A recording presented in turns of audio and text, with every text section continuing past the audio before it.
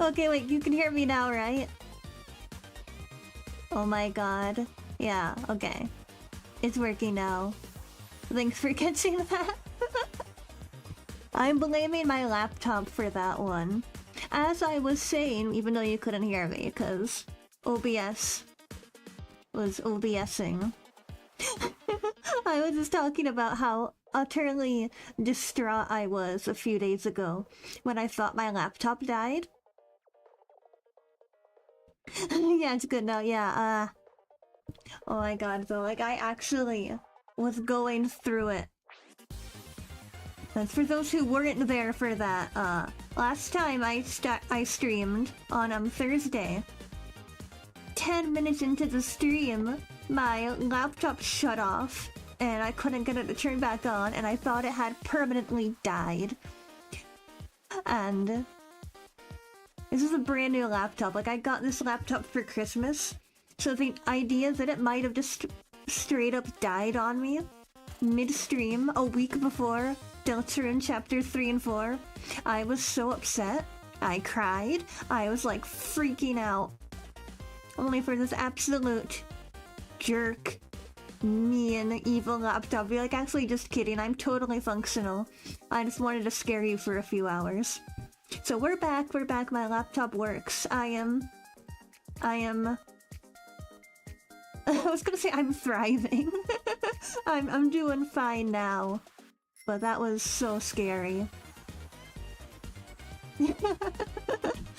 Like, literally at start of stream, I was talking about how excited I was to stream the new Deltarune chapters. And then my laptop's like, oh, you're excited for Deltarune? What if I, like, pretended to die and now you can't play Deltarune? What do you think of that? No, things are okay now. I still don't know what caused my laptop to do that. Cause like I frantically was like texting my parents, being like, what do? I think my laptop died and I definitely can't afford to buy a whole new computer right now. And they were like, did you check to make sure it's still plugged in? I was like, of course I checked it was still plugged in, and it was plugged in. Why did that happen? I have no idea. I still am so baffled. It's like the crazy thing too is, like, I did all the things, I checked to make sure it was still plugged in, and it was still plugged in. I checked, I did the thing where you press and hold the power button for like a good 10 or so seconds to see what it'll like force itself back on. That didn't do anything. I think the laptop tried to assassinate you IRL via heart attack. Basically what happened. But no, I don't know what caused it. But literally, that evening, because it happened in the morning, right? So like I went through the entire day thinking my laptop was dead. Like I incrementally throughout the day like checked it to see if it would turn itself back on, and it was not turning back on like all day. So like by evening I was like, I'd gone through all 5 stages of grief at this point. Like I had entered the acceptance stage. And then I just opened my laptop one last time, pressed the power button like normally, like not even like pressing and holding, just like tapping the power button, and it comes back on like nothing happened. Like the actual audacity of my laptop to be like, oh hey, I work again. After all of that. My laptop does weird stuff sometimes, but not anything like that. But we're back now. We're back. And hopefully, I guess this guy doesn't do any funny business. Not on my watch. Not during Deltarune Tomorrow week. It's literally Deltarune Tomorrow week. Can you guys believe it's Deltarune Tomorrow week? And it's funny too, because I've been talking about, well, I mean, Vess and I are going to talk about it more on Monday when we do our Deltarune theory stream. Get hyped for that, it's going to be really fun. But, you guys, because I'm in Japan, I'm in JST, so like, Deltarune is gonna come out while I'm in bed. I'm gonna be sleeping. Or somehow I actually don't know if I'm gonna be able to sleep, to be honest. That's in America. Deltarune's gonna be out while I'm in bed. Cause like, Vess is gonna be streaming Deltarune while I'm in bed, and then I'm gonna wake up in the morning, and it'll be night, and I'll stream Deltarune. So like, I'm gonna be in bed, knowing that people know about Deltarune Chapter 3 and 4 stuff. Like, literally, as soon as I wake up in the morning, I'm gonna be streaming. Like, I'm gonna be, like, in Deltarune mode that entire day. Like, it's my day off of work. Like, Toby Fox, thank Toby Fox for making sure that Deltarune Chapter 3 and 4 came out on my day off so I can dedicate the entire day to just non-stop Deltarune. And it's going to be Deltarune lockdown. I'm gonna, like, have food in my room and, like, I'm just not gonna do anything but play Deltarune for the entire day. It's gonna be wonderful.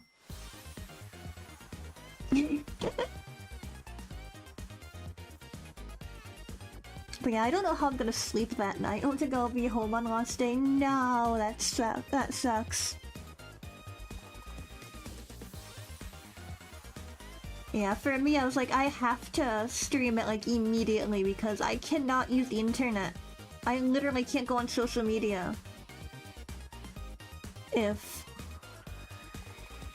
What just happened to my OBS? Why did it get weird? Whatever.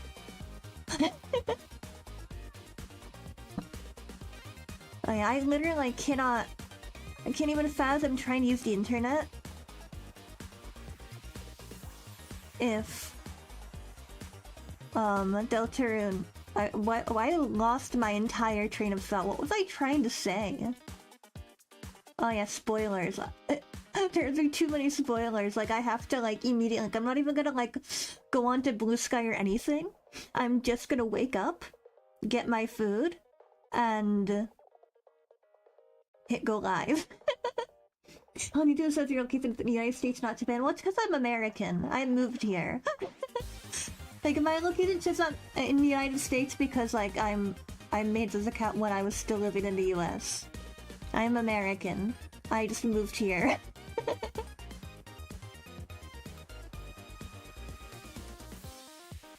I moved to Japan a few months ago. I don't know how to change my location on YouTube, but I don't really feel like I need to. I don't want to, like, mess up my Google account. But yeah. I am an American living in Japan. Okay, anyway. We are yapping too much, and I have a visual novel that I would like to finish tonight. Let's get into Higurashi. We need to witness Keiichi lose his hecking mind. Poor guy. He deserves better. Minus. Could you see? Where to go? Why is it set to this? Oh, here it is. Okay.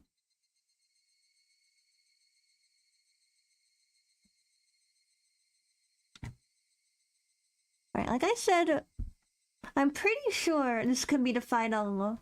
I think we're gonna finish chapter 1 tonight. Like, I don't think there's actually that much story left. Like, we're getting really close to the end.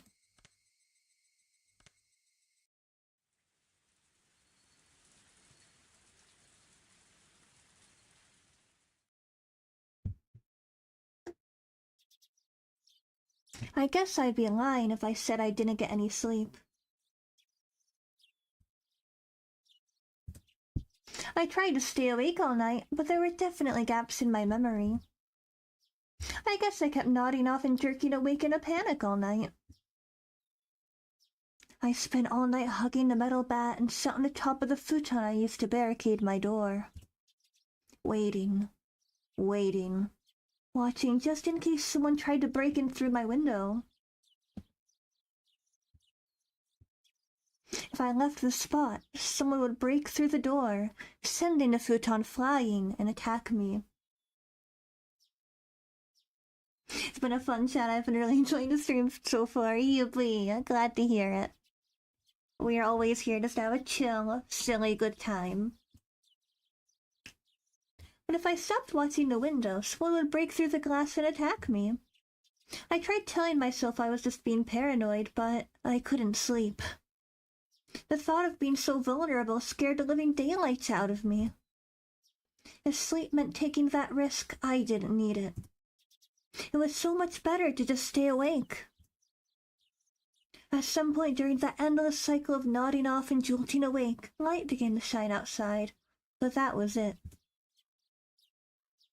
It wasn't so much the morning as it was just the sun simply having risen. I snuck a peek out through the curtains. Rena was gone. I couldn't see her anywhere, no matter how hard I looked. Finally, I could breathe a deep sigh of relief. The night was finally over. I'd be lying if I said I wasn't tired, but I didn't feel like sleeping at the moment. I still had time, but I needed to make my own breakfast, so I'd better get started soon. Skipping school was also an option. With my mom gone, it'd be easy to play hooky. Honestly, I debated it. The risk involved in leaving my house is incalculable. So staying holed up in here was probably my safest option.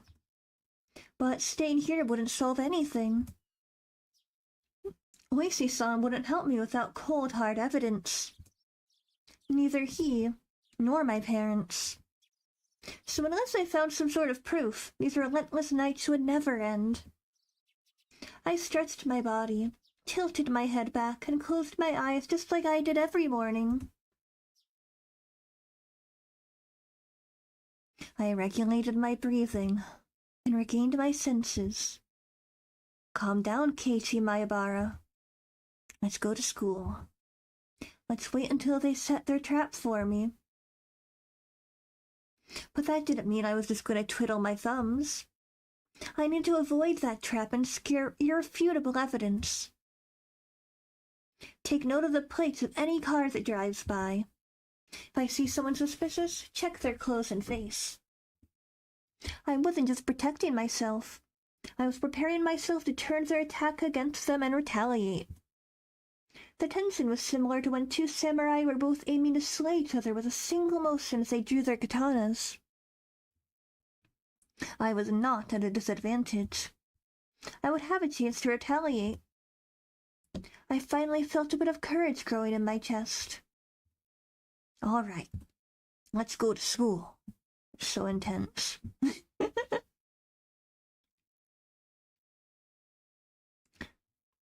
I tightened my grip on Satoshi's bat. He's the only partner I could count on. Satoshi, please lend me your strength, and entrust your dying regrets to me since you were probably murdered. just like last time. I don't know why I find this line so funny. It's not funny, but it feels funny. The addition of the since you were probably murdered in brackets to me is hilarious, and I can't explain it. My brain is so messed up at this point. I'll make sure I dispel them. With renewed resolve, I checked the clock. It was still early. Of course I was going to school by myself today. If I didn't want to run into Rena or Mion, I needed to leave now.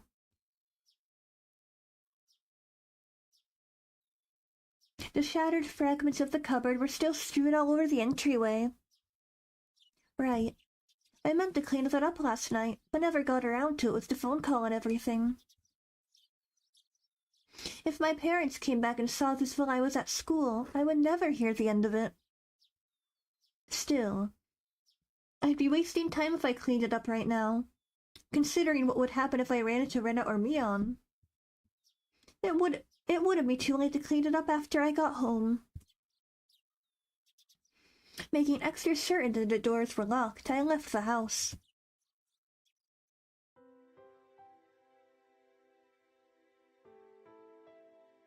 My uniform was still covered in mud from yesterday, so I left it in the washer. And it just reminded me that I have clothes in the wash right now. So, if in like half an hour, if I don't pause to check my laundry, if anyone in chat would be like, hey, check your laundry, that would be helpful. I'll probably remember, but if I don't, I would appreciate the nudge to remember to check my laundry.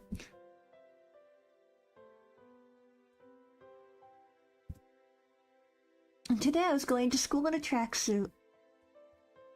By wearing a different outfit this morning, my mind was forced to accept that today was different from yesterday. I had a hunch. Today might be the day I get killed. My gosh, Keiichi. Poor little guy. I think the thing that I find so interesting and so like extra depressing about Higurashi, like it's so easy almost to forget how old the characters are. Keiichi's literally 14. He's a little guy. Keiichi's a baby.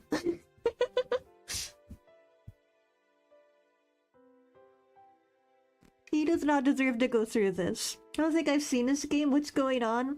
You are... It's really hard to explain. Since it's like the very end of chapter 1. So I don't even begin to know how to like explain the context of everything to you.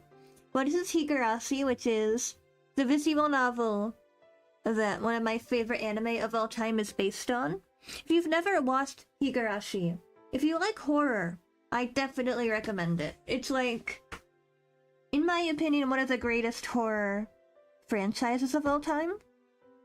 The anime is really good. Definitely, I think the anime is like the easiest starting point because it's... I know it's just the easiest jumping point for new people, since the visual novel is like super long. But yeah, we're at the very end of Onikakushi, which is the first chapter. A lot of wild stuff is going down. All you really need to know, for now at least, is that Keiichi is very, very paranoid. He thinks he's going to be murdered by people that he once trusted. No, but no, like, Higurashi is so good, I highly recommend it, actually.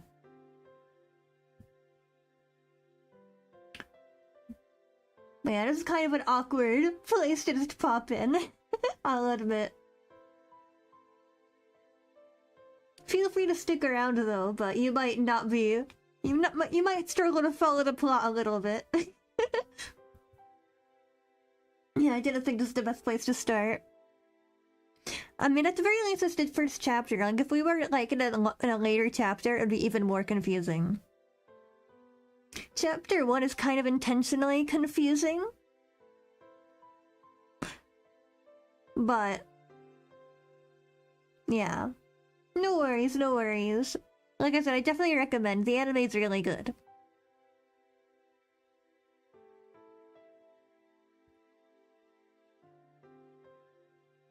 It's a very, like, classic, like, 2000s, horror anime. Keep your guard up, Keiichi Mayabara. The only one who gets to decide if today is my last is me. Heck yeah. You got this, Keiichi.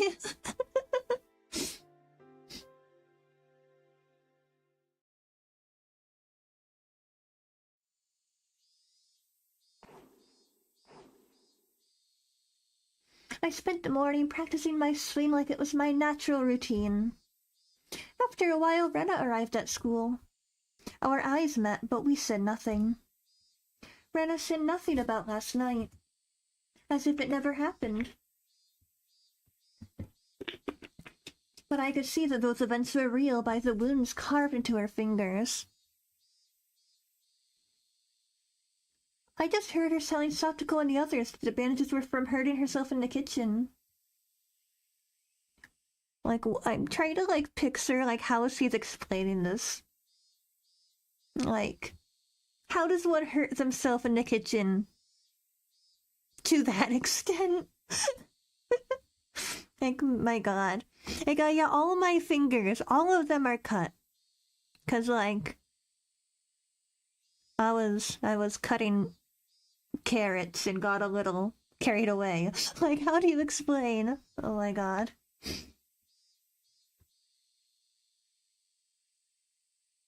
So it wasn't like it bothered me. The details that Oishi-san shared about Rena's incident before her transfer played vividly in my mind. Honestly, I can't even really pass it off as a knife accident. Like, I slammed my fingers in the kitchen cabinet really hard multiple times. Like, how do you explain that?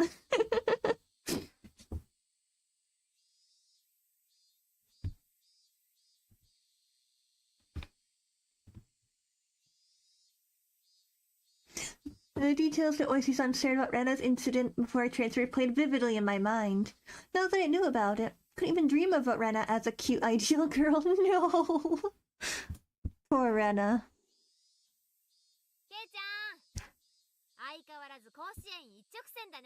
Now these are just a bunch of little guys.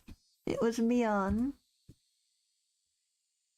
I think even now, like, now that I'm older, like, because like when I originally got into higurashi, like, you know, I was a teenager.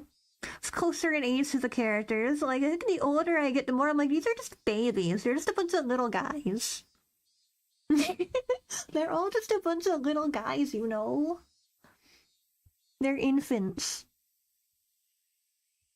I'd already sensed her approach, so I wasn't that surprised. ミオンか。分かってるなら放っておいてくれよ。俺は甲子園で忙しいんだ。I gave her a curt reply without my usual jokes. Then I gave the bat an even larger swing, tactically keeping Mion from getting any closer. ケイちゃんさ、ちょっと休憩。 I think Mion got the message, but she still urged me to give it a rest. ホームルームまであとちょっとだろ。もう一汗かかせてくれよ。I swung the bat even harder as a sign of my refusal. ケイちゃんって野球好きだったっけ？最近好きになった。最近って昨日から？分かってんなら聞くなよ。あれまあ、スポーツマンにしては爽やかじゃないお返事だことで。気が散る。放っておいてくれ。I ignored Mion and kept swinging.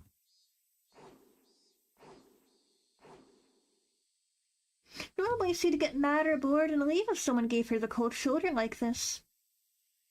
But Mion just stood there, waiting patiently for me to stop swinging. I didn't sense any hostility. But we were at school in plain view. I doubt she'd suddenly attack me here. Or was that too naive? Still, I was starting to get tired. Maybe it wouldn't be so bad to take a break and hear her out. 何か用なんだろう。なんだよ。Sweat poured from me as I stopped swinging. I noticed my shoulders were heaving as I breathed. I cursed my lack of exercise. At this rate, I might not be able to move as needed when the time came. I should probably keep practicing my swings to build stamina in addition to the excuse for carrying a bat around with me. 用ってわけでもないけどさ。お疲れのようなら後にするけど。今でいい。I'm only dealing with you right now because I judged the situation to be safe. Talking to you alone and away from others? That's out of the question. さ。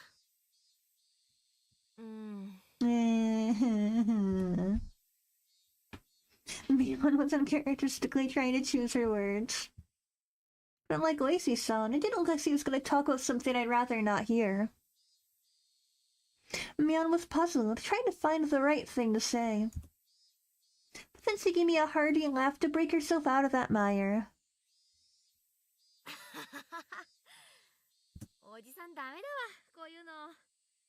ボキャ品はつらいわ。なんだよ突然。言いたいことがあるならはっきりと言えよ。やめてよ。Here 素振り。 we go. He cut straight to the point. Her request was so frank I didn't understand it for a moment. I had already stopped swinging to listen to her, hadn't I? ちゃんとやめてるだろ。じゃなくて、今日で終わりにしてほしいの。悪いけど。Took me some time to understand what she was asking for. What's wrong with swinging a bat? Keiichi, I think you know. I think you know. 別に誰にも迷惑かけてないだろ。かけてる。Mion said it flat out. This didn't make any sense, and that was really irritating. 俺がいつ誰に迷惑をかけたよ。I mean, right now, honestly. If you want to be specific. Mion was at a loss for words. But she finally made up her mind and spoke. Though she stuttered as she said it. だってさ、ケイちゃん、それ人のバットだしさ、無断借用は悪いし。転校した生徒の忘れ物だろ。本人が取りに来るまで借りてるだけだよ。ああ、まあね。転校したし。Mion grew uncharacteristically flustered. That made it all too clear his transfer was a lie. でも変わってるよな。兄貴だけ転校なんだろ。妹は転校しなかったんだろ。Mion couldn't hide her reaction as my words shook her up. ケイちゃん、知ってたの？北条聡。聡子の兄貴だろ。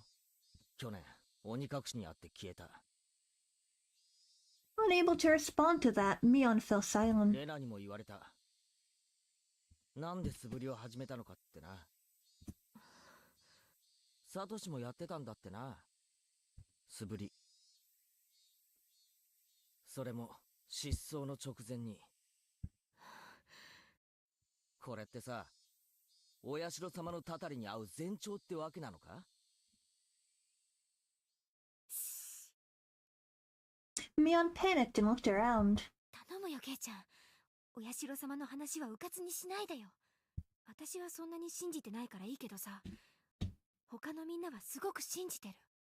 レナなんかヤバいくらいに。やばいくらいに？とにかく、みんな怖がってるんだよ。もしもこれが悪ふざけならやめな。サトシの真似は絶対にやめて。 I was the one who was scared. Who do I have to thank for taking up this bat in the first place? But it still unsettled me knowing that my actions were overlapping with Satoshi's. Would be one thing if someone suggested it. But I thought I was making my own decisions. Didn't you say you have laundry to do? You know? I should probably check it. Thank you for the reminder. Thank you. I'm gonna pause for a second. Check. I don't remember what time I put it in. It's probably stopped by now. I'll check. Thank you. I'll be back in just a second to see if I need to put it in the dryer.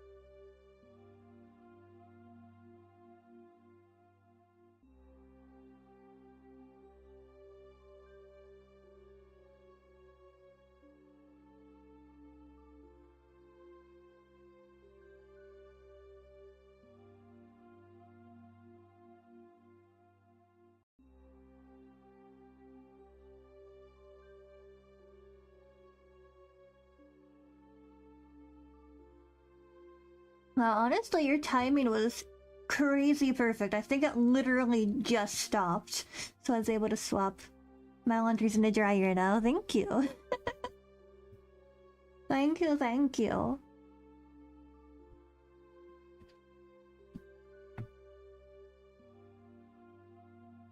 先に言っとく。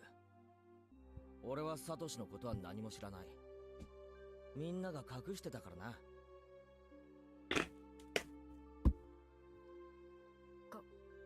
隠してたってわけじゃ。毎年起こる事件のことは隠してたろ。あ、それはケイちゃんを怖がらせたくなかったってのか。それが理由で俺だけのけ者かよ。いや、そんなつもりじゃ。ミオンに直にダム現場で事件がなかったかって聞いたよな。ミオンはないって言ったじゃないか。バラバラ殺人があったのによ。I mean, to be fair, that's not really like normal conversation for 14-year-olds generally, I don't think. Like, oh yeah, let's discuss this dismemberment that happened 5 years ago. I mean, maybe that is something that 14-year-olds talk about these days, I don't know. Maybe I'm behind the times. Or is this set in the 80s? Did 14-year-olds discuss dismemberments in the 80s? Was that like a thing that you did? 嘘つき野郎。ごめん。嘘ってわけじゃ。仲間ってのは隠し事なんかなしだろ。そうだろ。じゃあお前らは仲間じゃない。ケイちゃん、そんなのって。Mion looked helpless and flustered. Was I imagining the tears in her eyes? I never could have imagined Mion acting like this. I wouldn't even be surprised. ああ、それに先日の見舞いのおはぎ、あれうまかったぜ。血が出るかと思った。やったのはどっちだ。お前かレナか。私。 She admitted it so easily. I couldn't help but be surprised at how easy that was. 死ぬかもしれなかったんだぞ。仲間にあんな真似をするのかよ。そんなちょっとしたいたずらじゃん。Mion gave me a wry smile mixed with confusion, causing even more anger to well up inside me. あれがいたずらで済むかよ。I grabbed Mion by the collar and lifted her up. That wasn't the same as putting Tabasco sauce in a piece of mochi. It was a needle, a sewing needle. If I'd swallowed that and it lost in my throat, what did she think would happen? Mion's face froze as her body rattled in fear. This wasn't the Mion Sonozaki I knew anymore. とにかくお前は仲間じゃない。仲間じゃないやつの指図は受ける。俺のことは当分放っておいてもらうぜ。いいな。Mion wasn't replying anymore. 俺を消そうとしても簡単にはいかないからな。お前らは最初から警察に疑われてんだ。サトシを消せたように簡単に消せると思うなよ。I said it clearly. This is my declaration of war. 俺も過去の事件はお前らが怪しいと思ってる。ダムの反対運動の時からお前が警察の世話になってたこともよく知ってる。隠しきれてると思うなよ。いいな。どうしてそんなことまで。 Mion stood there with a dumbstruck look on her face. And the voice acting seems pretty good even though I can't understand anything. No, yeah, the voice acting in Higurashi is absolute peak. And also a cool fact, because there's been, you know, a couple anime, the visual novel obviously, drama series, pretty much always exclusively the same voice actors. Like, it's really cool to, like, listen to their progression as they, like, got more and more invested in their characters. Like, the voice actors in Higurashi are amazing. They're so talented. They literally are their characters. It's so good. That was when I heard the principal ringing the bell for school. It's time for a morning homeroom. 行こうぜ。委員長がいないとまずいだろ。At that moment, for the first time, I realized Mion was sobbing as tears ran down her cheeks. ひどいよ、ケイちゃん。I hate it when they get sad like this. These are my little guys. I don't want my little guys to be upset. I wanted to console her, but I shut my mouth. I had no need to feel guilty. 俺、行くぜ。ホームルーム遅れるなよ。I left Mion, still shaking, as I turned around to head for the entrance.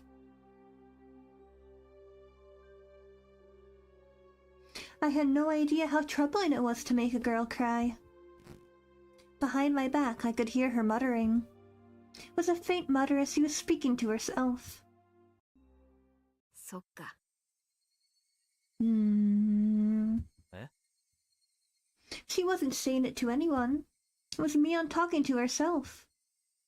But it was a sobbing voice that had a kind of giddy, cursing tone. I inadvertently stopped and turned back towards her. ケイちゃんに全部バラしたの。あの野郎か。She balled up her fist as her tears continued to rain down. She glared at a spot at the ground with a terrifying yet smiling face, cursing. A chill ran down my spine from that demonic expression. His transformation, Mion's transformation, was different from Rena's. あの時殺しとくんだったな。今年で定年だからって容赦してやった恩も忘れやがって。Retiring this year. Was he talking about Oishi-san? ちくしょう。ちくしょう。あのじじい。絶対に殺してやる。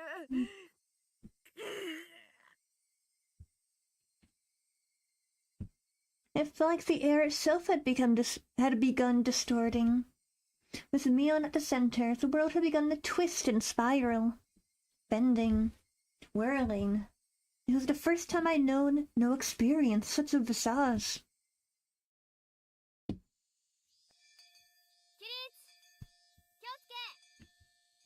Mion made up an excuse for her red eyes by saying there was something wrong with her contacts. After that, neither Rena nor Mion spoke to me for the rest of the day. Neither Satoko nor Ika-chan looked me in the eye. Strangely, I didn't feel hurt. Everything had just went back to the way it was. The months since I transferred in had been almost too much fun. That was all. School was supposed to be something like this to begin with. I should have disliked that feeling, but today it felt oddly refreshing.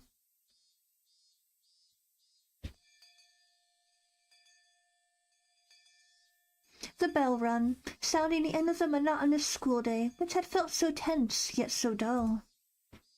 Since it would cause a lot of unpleasant memories if they asked me to join in the club activities, I promptly started preparing to go home without even looking at them.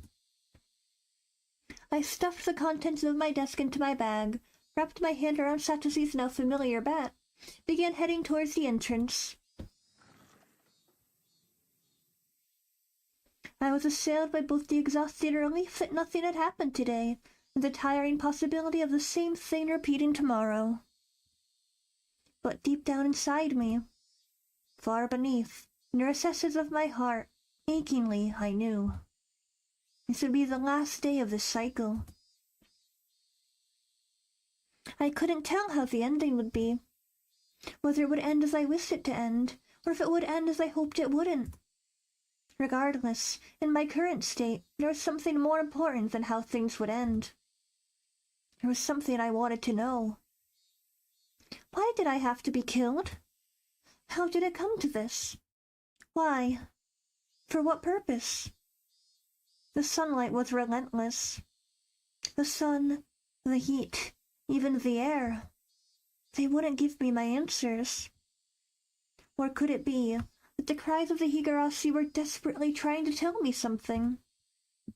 Somewhere, mixed in with their shrieks, Tomitake-san and Satoshi were also probably trying to tell me something. I simply haven't been able to realize it yet.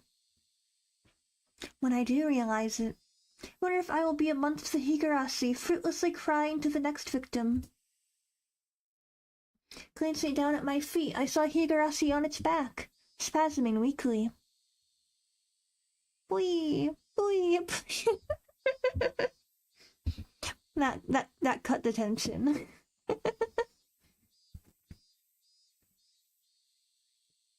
There was still much of the summer left, and this one was already chirping its last song.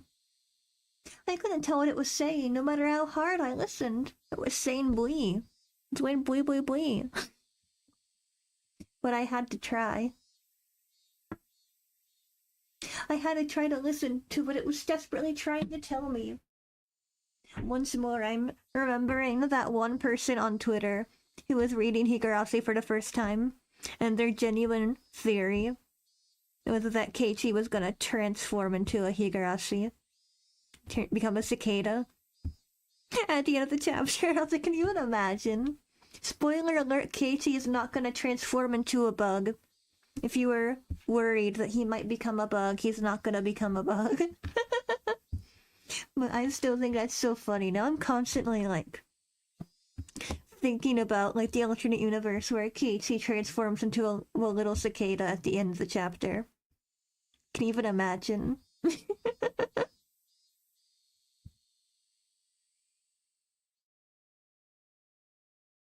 At that moment, the thrills of the higurashi ceased all at once. As if they had huddled together, fearing that the person who had brought them to their dreadful fate had arrived. There was no mistaking it. A presence was approaching. The sound of footsteps was almost non-existent. If the higurashi hadn't warned me by ending their chirping, I wouldn't have noticed. My exhaustion left me in a heartbeat. In its place was a rush of adrenaline that sharpened all of my senses. I was just barely able to hold back that creeping, suffocating feeling of horror. It wasn't something I could hold back for long. But in this moment, when I needed to be razor sharp, I was able to retain my composure. I wasn't going to shout like I did yesterday. I hid myself calmly among the trees, waiting for my pursuer's shadow. Could I get them to pass by me? No. Since I was able to hear their footsteps, they were probably also able to hear mine.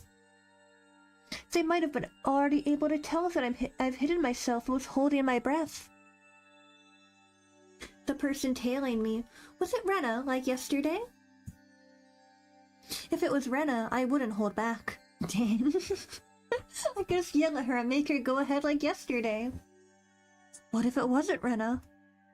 It would depend on how they acted, I guess. The footsteps ambled closer. I swallowed, wiped my clammy hands on my pants, and readjusted the grip on the bat. I could tell that the fear I had beaten back once was now waiting for another opening to come at me. Who could it be? I peeked out from behind a tree at the person following me. My imagination hadn't led me astray. It was Rena. He's just a little guy. There was a bit of relief as I realized it was someone I knew, but that feeling left me in an instant. This wasn't the same Rena that I knew. Her eyes were dark and lifeless, but her mouth appeared as if it was carved into a crescent. Yes, it looked like she was grinning slightly. And in her right hand was a hatchet.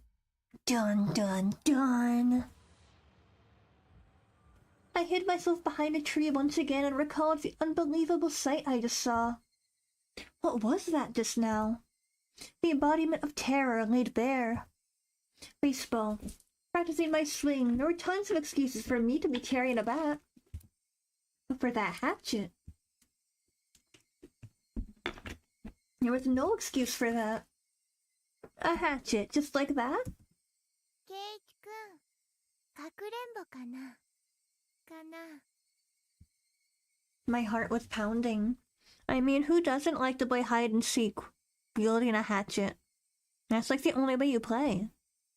I mean, what kind of weirdo doesn't play hide and seek with a hatchet? Like, actually, though. Like, one person holds a baseball bat, the other person holds a hatchet, and they play hide and seek. That's how the game is played. Hard enough that I had trouble breathing. What little composure I'd been able to hold on to was now crushed. In its place, cold sweat gushed forth, covering my entire body, letting me know precisely what kind of emotion had taken hold. Not good, not good, not good. I wasn't able to hide myself completely. She already knew I was here. レナを驚かせようとしたのかなかな。 I decided it would be better to reveal myself now, since there was still space between us, than allow Rena to come any closer. I adjusted my grip on the bat again, readied myself mentally, and stepped out from behind a tree. ケイチくん、見つけた。 Rena was pleased that she found me, eliciting a mysterious giggle. Her mouth was smiling, but her eyes told me she was displeased by the fact that I had been hiding. Those eyes, they were just so empty. My legs began to quiver. Not good. In the pit of my stomach, some sort of vicious hot and cold substance began spreading around. If I allowed it, that substance would slip into my bloodstream and undoubtedly freeze all the organs in my body. Not good, not good. I'd be devoured by Rena at this rate. Strike back. Don't lose. 何の用だよ。 I blustered, hiding behind my bravado. But Rena didn't flinch one bit. ケイチくんと同じ。帰り道だよ。じゃあそのナタは何だよ。じゃあケイチくんのそのバットは何なのかな。 I mean, fair question. 俺は素振りで。 I was like, so am I. じゃあレナは宝探しなの。 Rena gave a flippant explanation as to why she had such a fearsome weapon. 宝探し？ダム現場の宝の山にね、また新しいかいいのを見つけたの。だからね、それを発掘するために必要なの。信じるかよ、そんなの。 I mean, you've hung out with her before, KG. You know that she uses that hatchet to, like, find silly things. So, Amber, don't you remember Colonel Sanders? That hatchet literally saved Colonel Sanders' life. 信じないよね。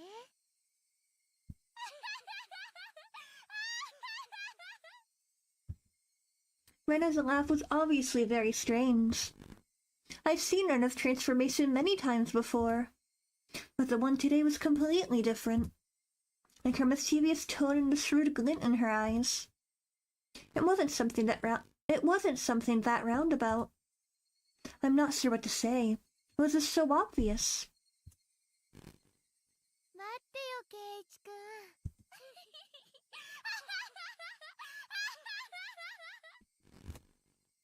Rena didn't stop walking, even as she let out that eerie laugh. Whenever Rena got too close to me, I would scurry away and turn back towards her. The cycle repeated over and over. No matter how you looked at it, I was being chased by Rena and was trying to escape. ついてくるなよ。それはできない相談だよ。レナのうちもこっちだもん。 Once more, she's not wrong.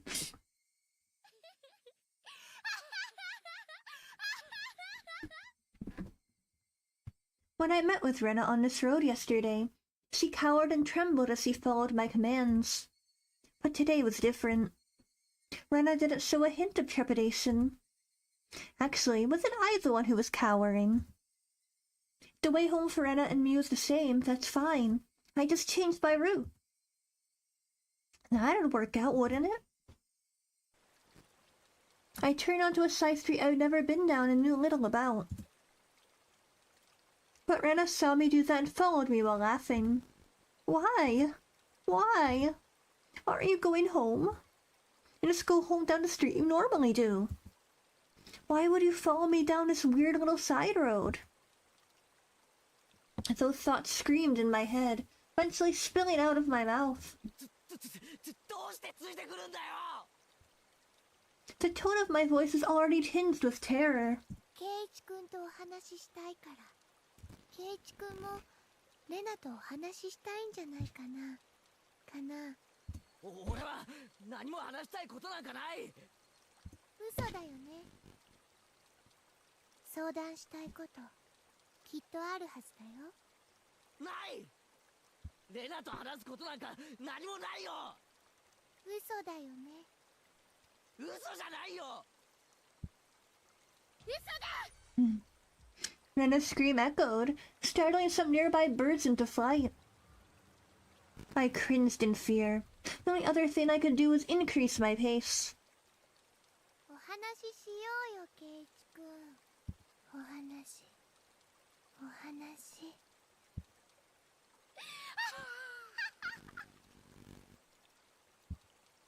Why was I running down this unfamiliar and deserted street? ケイチ君には悩んでることがあるんじゃないかな。ないよ。何も悩んでない。嘘だ。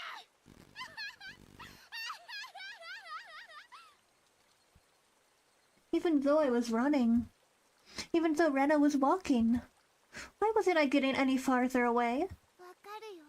わかる。レナはわかるよ。怖いんだよね、ケイチ君。怖くなんかない。何も怖いことなんか。嘘だ。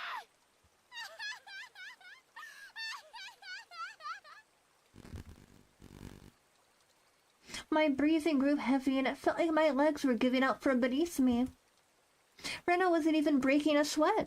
レナだけは相談に乗ってあげられるよ。今度こそ乗ってあげられる。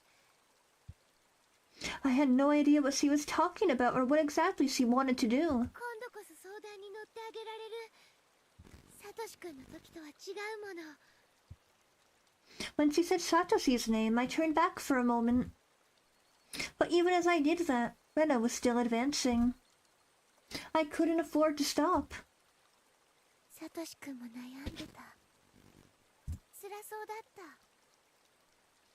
でもレナは相談に乗ってあげられなかった。とても悲しかった。Where did the street connect to? All these twists and turns, ups and downs. It was hard to believe this was even remotely in a direction towards my house. Pro tip for an increased heart rate, be sure to be chased while it's doing your daily cardio. Keiichi's definitely got that one down. サトシ君が転校しちゃった時ね、本当に後悔したんだよ。レナが相談に乗ってあげれば、サトシ君は転校せずに済んだかもしれないって、すごく後悔した。Also, welcome to the stream, welcome. Hope you're having a good day. The road led me deeper into the forest. Wasn't I getting farther away from the village the more I ran? I lost more and more of my composure the more I thought about it. But despite this realization, my inner self was still disturbingly calm. だからね、誓ったの。もしもサトシ君みたいに苦しんでる人にもう一度会えたなら、レナが助けてあげようって。もう人が転校するところは見たくないな。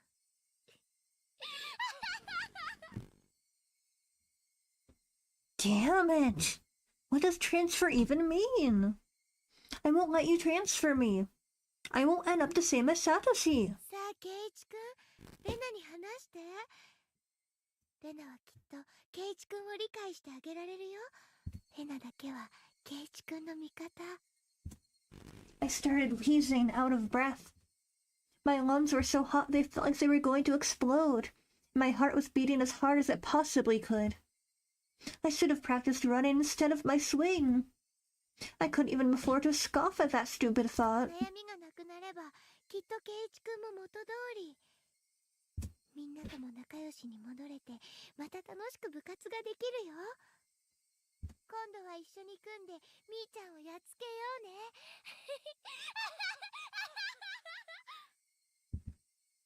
Yeah, how much fun that would be. Rena couldn't even imagine how much I wished I could turn back the clock on these past few days. レナともきっと仲良しに戻れるよ。また一緒に宝探しに行きたいね。今度はお弁当も作っていくよ。なんなら今から宝探しでもいいよ。行こうよ、一緒にダム現場。見つけたばかりの可愛いの圭一くんにも見せてあげるね。きっと圭一くんも気に入るよ。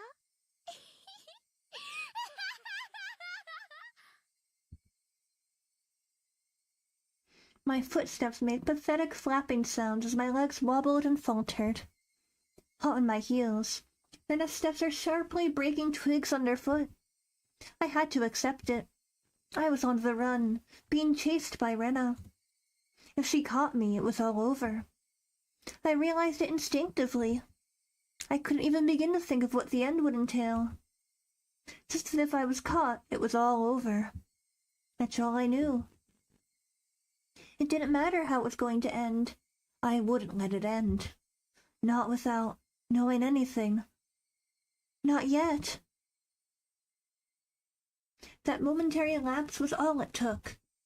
Of all the things that could have happened, my knees buckled underneath me and I crumbled towards the ground. I tried to stand frantically, urging my legs to respond. I used my bat as a makeshift cane to prop myself up, but Rena was already standing right in front of me. Compared to me, out of breath and utterly exhausted, Rena was so cool and composed that she could have froze the air around her. She wasn't breathing hard at all. Rather, I couldn't even sense if her heart was beating. 何が怖いのかな。怯えるなんて圭一くんらしくないよ。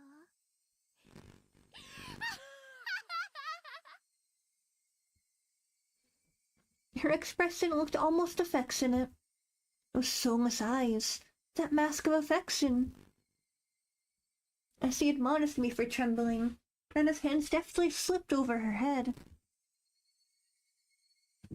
The blur of arms as they moved made me feel as if I was staring at the godliness of the thousand-armed Buddha. Then as both of her hands met above her head, the hatchet she held came into focus. I stared up at it in disbelief. 教えてくれ。サトシはどうなったんだよ。Rena stayed like that, with that hatchet raised above her head, and solemnly opened her mouth. It was as if she was expressing a farewell to a friend she was never to see again. That cruel scenario resided somewhere in her actions. 言ったよ。サトシくんは転校したの。その転校ってのをやめろよ。鬼隠しってことなんだろ。そうだろ。もう教えてくれたっていいだろ。サトシを消したのは誰だよ。レナかミオかそれとも村の誰かが答えろよ。I became frantic the more I screamed, but Rena did nothing but maintain a smile frozen on her face. 圭一くんが何を言ってるかわからん。じゃあ分かるように言ってやる。連続開始事件の犯人は誰だ。圭一くんは勘違いしてるよ。え？人間の犯人なんかいない。すべてはお社様が決めることだもの。お社様のたたりなんて迷信だろ。Mion literally told you that Rena fully believes in Oyashiro-sama. レナは信じてるってのか。You know she believes in it. 信じるとか信じないとかじゃない。お社様はいるの。Rena's gaze grew even more gelid. The ferocity of her stare was so intense, not allowing me to question anything. お社様なんているわけが。圭一くんは信じないの？お社様。信じられるはずないだろ。そんなのいるわけがない。いるよ、お社様。圭一くんだって身近に感じてるはずだよ。そんなもの感じたことないよ。圭一くんさ、誰かに謝られたことない？それもずっと。 All noise from the outside world disappeared. Only Rena's voice resounded, loudly and terribly. それはね、許してもらえるまでずっとついてくるの。学校へもお家へも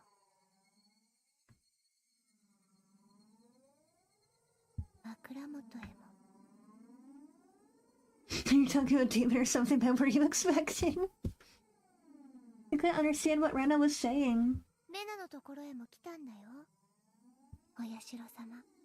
だからレナは転校してひなみ沢に帰ってきたの。 I don't understand.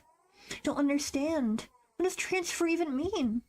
What's Rena saying? 圭一くんのところにもお社、きっと相談に乗れるのは私だけ。圭一くんを転校なんかさせないからね。 Rena's demented laughter clanged around inside my head. Was Rena saying Oyashiro-sama came to her as well? That's right. Last night I heard about that when I asked about Rena. 他言無用でお願いします。また内容には一部憶測も含まれているかもしれません。すべてが真実ではないかもしれないということです。よろしいですね。Moisey-san began speaking. 被害者も学校も告訴していないので調書がないのです。つまり警察が関与してないわけなんですよ。ですから詳細は関係者からの聞き取りのみなのです。つまり信憑性が高くない。So to see trans, good for her. I'm glad. 被害者って言いましたか。レナはガラスを割っただけじゃないんですか。I mean, I I've never had canon Satoshi to be trans. I've definitely had canon Keiichi being trans. いえ、男子生徒が3人ほどリュウグウレナに殴られています。 Possibly also Mion, but you know. 金属バットでです。 In what way? I don't know. That could be up for interpretation. 2人はあざで済みましたが、1人は片目に後遺症を残すほどの大怪我をしたそうです。それって傷害事件じゃないんですか。警察は逮捕とかしないんですか。どういうわけか被害者が告発しないんですよ。警察に届け出がないので。 They were beaten with a bat and suffered significant injuries. Normally there would be a criminal investigation. But why didn't they press 被害 charges? 者の男子生徒3人にもそれぞれ話を聞こうとしましたが、こう言ってはなんですが、怯えてるんですよ。彼女が転校した今でも。大石さん、話を最初から整理して話してくれませんか。 Rena hit people while she broke the windows? Or was it she started breaking the windows after she got bored of hitting people? They sounded similar. The meanings were drastically different. 暴月某日、リュウグウレナは親しい男子生徒3人と一緒にプール倉庫のあたりで話をしていました。その3人って何者ですか。個人名は伏せますが、3人ともリュウグウレナととても親しい仲良しグループだったそうです。彼女はこう言ってんだったんですな。 So it wasn't that strange that the four of them were together. それでどうなったんです。理由はわかりません。リュウグウレナはプール倉庫脇にあった野球部のバットを手に取り、3人を。There were no witnesses. It's an account pieced together by the information given at the time of the incident. One day after school, Rena and 3 male students were at the pool storage shed talking together. Thanks for the recommendations. I too so now break windows. I've been bored of hitting people.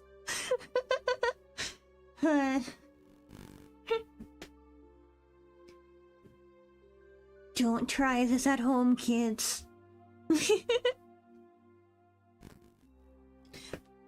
Don't use Rena as a role model.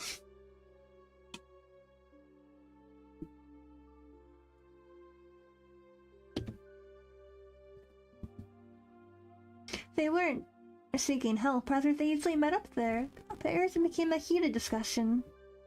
At the time, Rena underwent a change. The change was so abrupt that the 3 of them didn't comprehend what was happening. Then, taking the metal bat, she attacked her friends one after the other.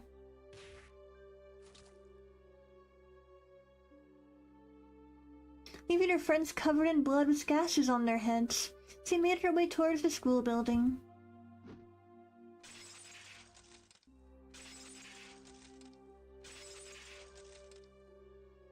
When she broke the glass windows one after the other. A few minutes later, a teacher appeared on scene and subdued her. レナに起こった変化って何ですか？ 3人の証言で一致するのは突然人が変わった。 I mean, is the change not literally just she went from being a chill person to like attacking her friends with a metal bat? Like, what more of a change do you need? 表現したという点です。表変。 I also could recall Rena's transformation. I'd seen that change many times before. It was so different from the usual Rena that I couldn't help but believe it was someone else who looked like Rena. その表変っていうのはたびたびあったことなんですか？いえ、そういうのは全くなかったそうです。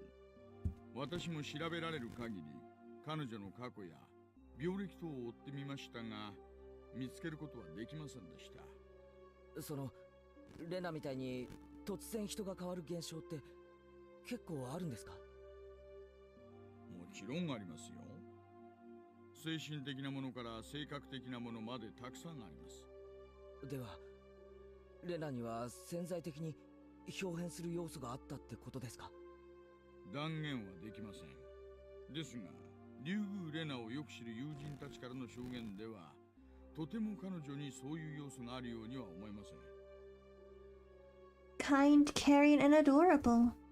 Even before she transferred her, she was probably pretty popular in school like she was now. That girl transforming suddenly and assaulting them with a bat. Who could imagine such a thing? Nobody could have seen it coming. I myself sometimes believed it was that I was mistaken for thinking that... I myself sometimes believed that I was mistaken for thinking that was Rena, even now. そしてどうなったんですか？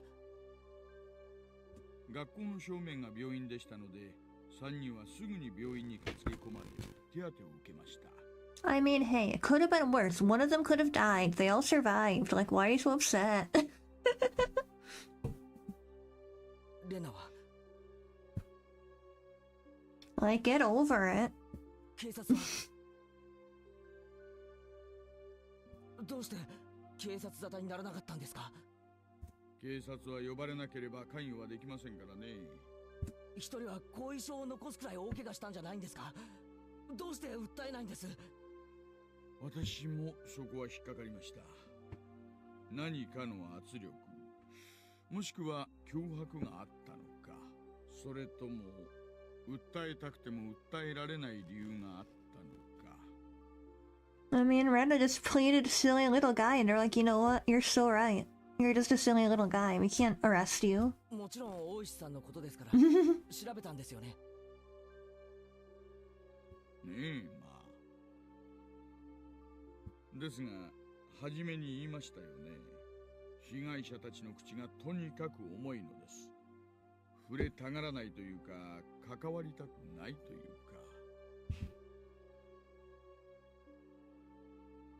Reluctant to talk. didn't want to touch it. He didn't want to be involved. Resembled the villagers here in Oyashiro-sama's curse. 学校の先生とかからは何も聞けなかったんですか？学校は聖域なんですよ。隠蔽体質とでも言いますか。私も捜査令状を取ってませんから弱いんですよね。じゃあ学校側はノーコメント？いえ、事件の存在自体を否定しました。ですが某日、間違いなく病院に3人の男子生徒が打撲で担ぎ込まれたのは事実なんです。病院にその記録が残ってますので。被害者は語らず学校は否定する。何もわからないじゃないですか。 Proof that pleading silly little guy works. ねえその事件があったという事実以上のことは何もわかりません。被害者たちもこの事件が公になることを望んでいませんので、私と前原さん、私たち二人が忘れれば事件はそのまま闇に消えるでしょうな。 For a brief period we sat in silence. At first glance, it looked like a simple assault case. But that was just the tip of the iceberg. The depths were obscured by roiling waves, sinking quietly into the void, as if it never existed to begin with. その後、学校を謹慎で休学します。そしてその間、神経科医のカウンセリングを受けました。その医者からは何か聞けたんですか？これがまた職業倫理のしっかりした尊敬すべき方でしてね。口が硬いんですよ。もうとにかく。警察手帳を見せてもダメなんですか？書面で申請しろと言われました。手帳自体に法的拘束力は何もありませんからね。じゃあ大石さんはどうやってレナがお社様のことを告白したことを知ったんですか？一部を聞いてた看護師さんがいましてね。この方は手帳を見せただけで協力してくださいました。それでなんと？ Turns out the nurse hadn't heard everything. Apparently all she remembered was what she overheard from inside the room. 看護師さんが言うには、その時のリュウグウレナはとても淡々としていて落ち着いていたそうです。 It was more like she was confessing her sins at church than a counseling session. She spoke with her mother there for some of it, but partway through her mother was asked to leave. So it became a private counseling session between just the doctor and Rena for a while. 例のお社様の話はどこで出てきたんですか？途中です。その名前を突然叫んだのです。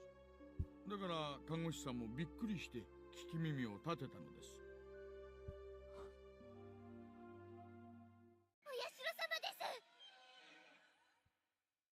Rena suddenly shouted that. I had no idea what was said before that, so I had no idea what the meaning behind it could have been. The doctor calmly and collectedly asked Rena to have a seat. そのお社様というのは何ですか? Gently, ever so gently. A fundamental part of counseling is to be a good patient listener. 南沢を捨てた人は必ずお社様に追われるんです。そしてとうとう私のところにも来たんです。竜宮さんが今のお家に引っ越される前に住んでいた町ですね。私は引っ越したくなかったけど、お母さんとお父さんの都合で仕方なく引っ越しました。でもお社様は許してくれなかったんです。竜宮さんはきっとひなみ沢にもお友達がたくさんいたんでしょうね。今でも懐かしいんじゃないですか？帰りたい。ひなみ沢に帰りたい。帰りたいんじゃない。帰らなきゃいけない。本当はもっと早くに帰らなきゃいけなかった。でももうダメ。お社様が来てしまった。お社様というのはそのひなみ沢の神様なんですね。誰でも知ってるひなみ沢の守り神様なんです。それでひなみ沢を捨てて出て行こうとすると罰を当てるんです。竜宮さんが引っ越しをされたのはもうずいぶん前ですよね。では今になってその神様がやってきた。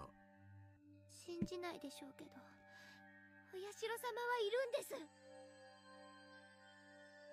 That nurse was then asked by another nurse to do something and left the room, was all she remembered. お社様がか。確かにひなみ沢にはそういう迷信があります。里を捨てて出ていくとお社様の罰が当たるという。この辺りは前原さんもすでにご存知ですよね。I knew very well those scorned by the village incurred. To hinder the dam construction project, they cursed the construction foreman to his death. In the following year, Satogo's parents, supporters and leading advocates for the dam, were cursed to their death. Well, this is the first time I've heard of the curse incurred by leaving the village. 初耳です。村の外敵がたたられるのはわかりますが、どうして出ていく村人まで。普通出ていくものはたたられないものじゃないんですか。I know it's a bit strange to say it, but I can see it as a rule that the people who come in are the ones who would be cursed. Far from Jupiter, far from his thunder. Curses weren't something to chase after people that leave, were they? Waisy's-san pondered for a bit over on the other end of the receiver, then began speaking again. ひなみ沢が大昔鬼ヶ淵と呼ばれていたという話はしましたよね。I recalled hearing that. Long ago, Hinamizawa was feared and respected as the village of demons. 麓の村人たちは鬼たちを崇めていました。で、鬼ヶ淵は神聖な土地なので絶対に不可侵。むやみに立ち入るとお社様のたたりがあるとされてきたんです。Those who set foot in Onigafuchi, in other words, Hinamizawa, would be cursed. I could understand that. それはわかります。でも出ていくのまでダメってのは。鬼たちもまたですね。属性に出ていかないようお社様に厳しく見張られていたんだとか。つまりお社様ってのは属性と鬼ヶ淵の交流を禁じていたんでしょうな。I see. I finally understood what sort of thing Oyashiro-sama was. つまりお社様ってのは守り神ってよりも監視者なんですね。この地を外界から隔離しようとする。そんな感じになるんでしょうな。すみません、私も詳しくないんです。この辺りはばあ様の受け売りでして。I could understand it a bit better if it was like that. Once it came to Hinamizawa would be cursed, and once we tried to leave would also be cursed. But because Rena originally lived in Hinamizawa and moved away, she fulfills the requirements for being つ cursed. まりレナは望まない引っ越しをしたためお社様のたたりにあったと、そう話しているわけですか。要約するとそういう意味なんでしょうな。実際この後しばらくしてひなみ沢に引っ越していますから。Those who abandoned Hinamizawa and left were cursed. But then why only Rena? Couldn't Rena's parents also have been guilty of the same transgression by moving away and have been cursed? Also, in this day and age in Japan, wouldn't there be a lot of people coming and going? Every single one of them was cursed, then it'd be insane. But in reality, it wasn't that big of a deal at all. At most, only one person dying and one person disappearing on the day of the Watanagashi. I don't like saying at most, though. まあとにかくわからないことだらけなんですよ。お社様のたたりがどうだったにせよ、クラスメートを金属バットで殴った理由にはなりませんし、被害まさか前原さんも恐ろしいたたりが起こって被害者たちがすくみ上がったなんてこと信じるわけないですよね。Of course I didn't want to believe it. But more importantly, I had just realized something else. There was another bizarre connection that Rena made between Oyashiro-sama's curse and metal bats. Hello, welcome back, welcome. Satoshi fell victim to Oyashiro-sama's curse and went missing. I had recently learned that Satoshi had also become infatuated with the metal bat right before he disappeared, just like me. Then Rena as well. She was affected by Oyashiro-sama's curse. He confessed that much to the doctor. And the weapon which he had used at the time of that horrendous act was, again, a metal bat. And finally, me. I had encountered various things that were inexplicable, and now I was holding on to a metal bat. I was shocked when I learned that Satoshi did the same thing. It couldn't be. Had the same thing happened to Rena? There was one critical difference between her and Satoshi's case. That being, Satoshi went missing after falling victim to the curse, but Rena was still here. Both of them had fallen victim to Oyashiro-sama's curse, yet they were met with different endings. And finally, me. I couldn't call it a coincidence anymore. Rena, Satoshi, and finally me. Could it be that I was really under Oyashiro-sama's curse right now? So how's the game? I mean, I'm having fun.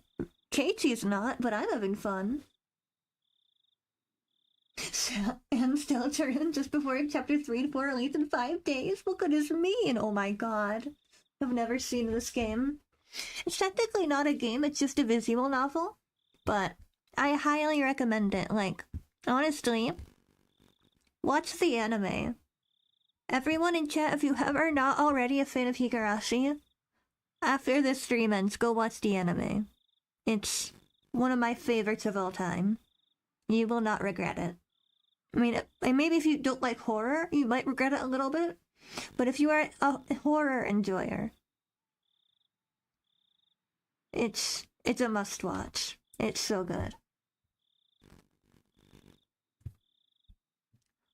No, more importantly than that, what should I do now? Satoshi had been demoned away, vanishing without a trace. Rena was fine. Fine? Rena had undergone a change. I could only believe that there was something that wasn't Rena residing within her. And here right now, it was standing before me.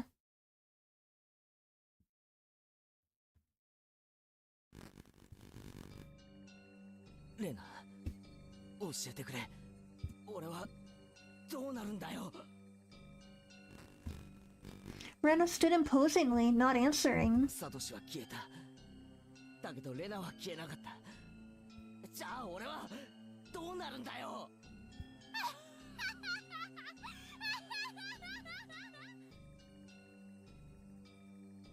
I never heard such an unpleasant laugh before. I don't watch anime, I don't even know where to watch anime. I mean, I'm not gonna recommend any website just because Higurashi is not currently legally available anywhere, but I'm sure you can find it somewhere. Like I said, I'm not gonna recommend anything because it's not available legally anywhere, which that honestly upsets me. Someone needs to relicense Higurashi. They need to put Higurashi on Netflix or something. But you know. It is what it is.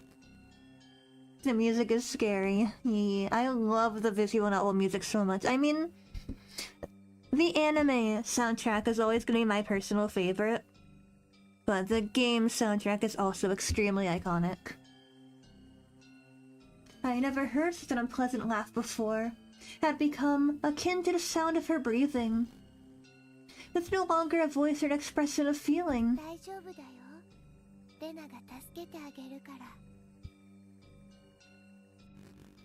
Rena took one step forward, still holding the hatchet high above her head. One step closer. Rena's face spread out to fill my vision. Higurashi only on Disney Plus. So that's true. The new anime is on Disney Plus, which I think is absolutely hilarious. Like, honestly, what kind of timeline are we even in at this point? That Higurashi Go is on Disney Plus. Like, Rika is canonically a Disney princess. Can you believe it? Rika is canonically a Disney princess. I don't make the rules anymore. I don't know who makes the rules, but those are the rules now.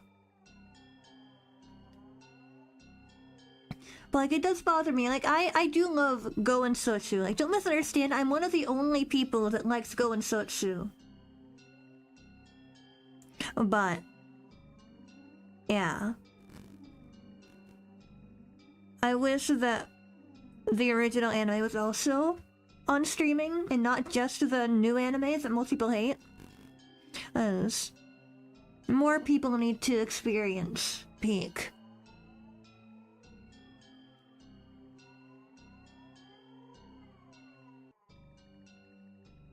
From the US, is this a Japan only thing? No, Go and Sotsu are actually on Disney Plus, like, cause it's connected to Hulu. So shows that are on Hulu also get added to Disney Plus. So like, I mean, I don't even have Disney Plus anymore, so I haven't looked recently, but at least there was one point where Go and Sotsu were actually legitimately on US Disney Plus. Like, I'm not making that up. It's so weird. It's so freaking weird. Like, it might not be there anymore. I don't know if they changed it. But it was legitimately on US Disney Plus. I would never joke about something that funny.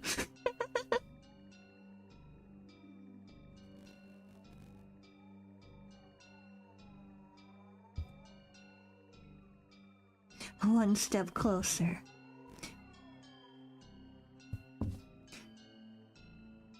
Could I choose the sponsor of today's episode, NordVPN One?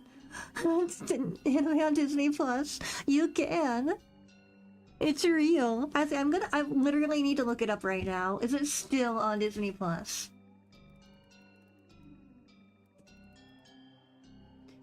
Like, give me a second.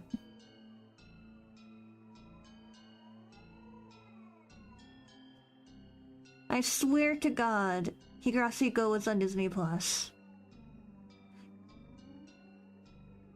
No, it really is. It's so funny.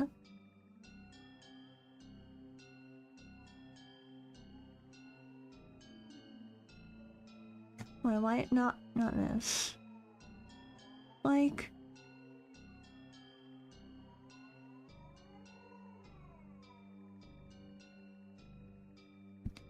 the original Higurashi used to be on High Dive, and it's not anymore. It's very tragic. But yeah, because Hulu is connected to Disney Plus, everything on Hulu is also on Disney Plus, and that literally includes Go and Sotsu.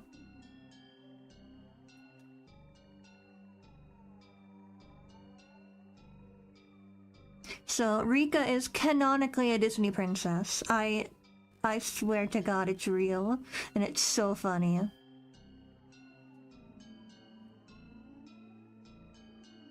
It's so funny. Alright, let's actually continue the game. Just yapping while Keiichi is fighting for his life. Poor guy.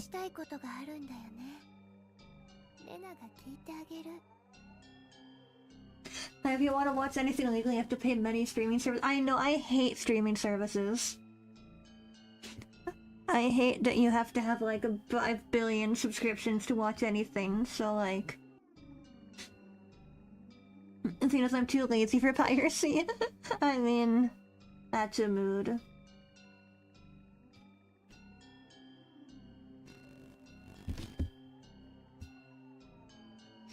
When will Naruto do the Disney one thing during intermission and say you're watching Disney Channel? Believe it! Oh my god. That would be so silly. Didn't Naruto... Am I making this up, or did Naruto ever actually air on Disney XD? I feel like that happened. I could be getting it mixed up with a different anime. I feel like Naruto was actually on Disney at one point, but I can't remember. I've never actually watched Naruto, so don't believe anything I say.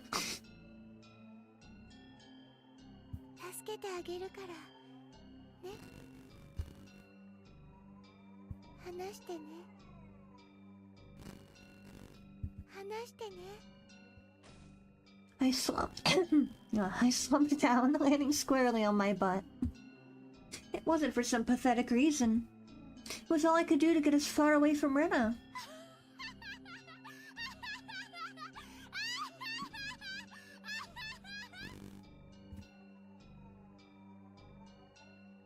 I had the gut feeling that I couldn't let her laughter end.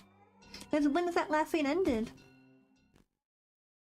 No way that Aaron Disney XD, I'm not believing it. Believe it? I'm kidding. I might have made that up. I don't remember. There was an anime on Disney, I'm pretty sure. I don't remember what anime it was. The moment I picked up on that feeling, my body moved by instinct. I sprang to my feet so fast even I couldn't believe it, and pushed Rena away with both hands. Rena was as light as a feather. Thrown about by the unbalanced weight of the hatchet, she was sent backwards as if she had been carried off by the wind. After confirming that out of the corner of my eye, I dashed off at full speed. I was the perfect picture of fleeing like a greased pig. Get away from Rena. Run away. Survive. I couldn't think of anything other than this. While I was running, I remembered I'd been holding onto a bat the entire time. Such a worthless weapon. I couldn't believe I'd forgotten about this weapon at such an important time. Believe it.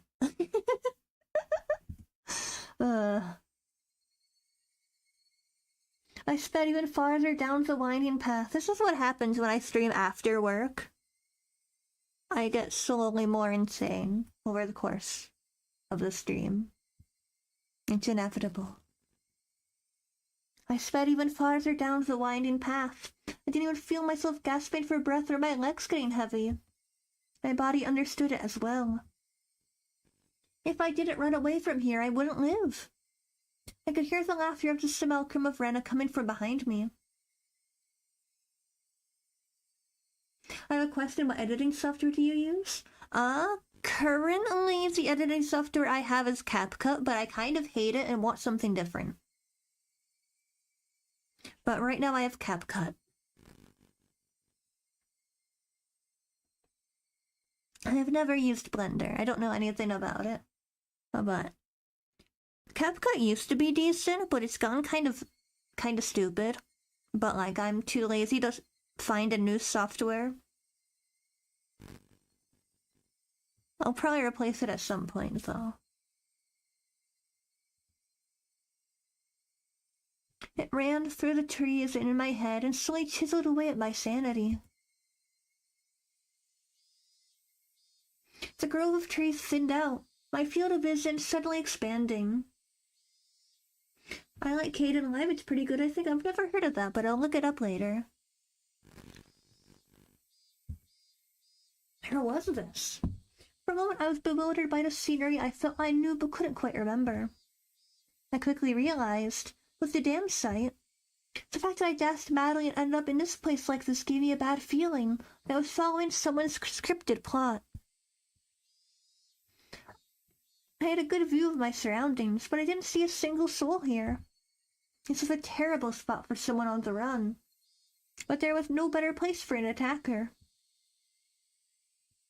My heart was already on the verge of bursting.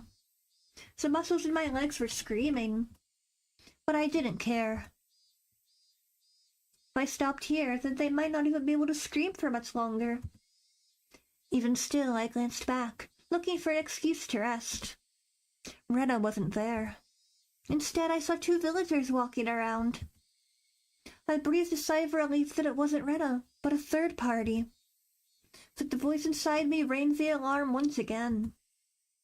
Villagers walking around weren't suspicious in and of themselves, but it bothered me. They both wore rough-looking clothes. Empty-handed, they definitely gave the impression that they were just out for a walk. But at this time of day, two adults wandering around without a purpose. It was enough to raise questions. But more than anything else, those eyes. Katie, these are just cute people living their lives.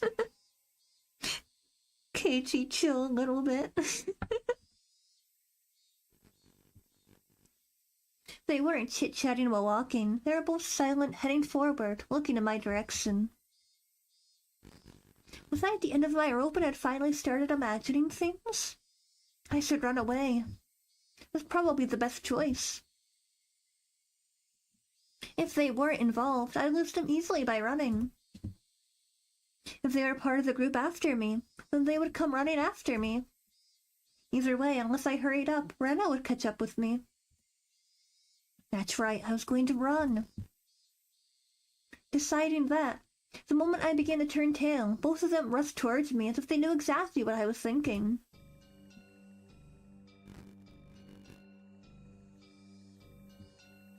Somewhere inside me, I had jumped to the conclusion that Rena was the only thing I needed to be afraid of. I made the assumption that I didn't need to fear anything else. But right now I realize just how blatantly wrong I was. Suddenly, the story Oishi-san told me about the demons all leaving the village to hunt prey floated through the back of my mind.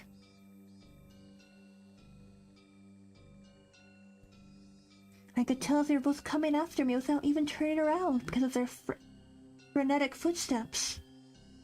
It was frightening, being unable to shake Rena off as she slowly closed in on me. But this didn't even compare.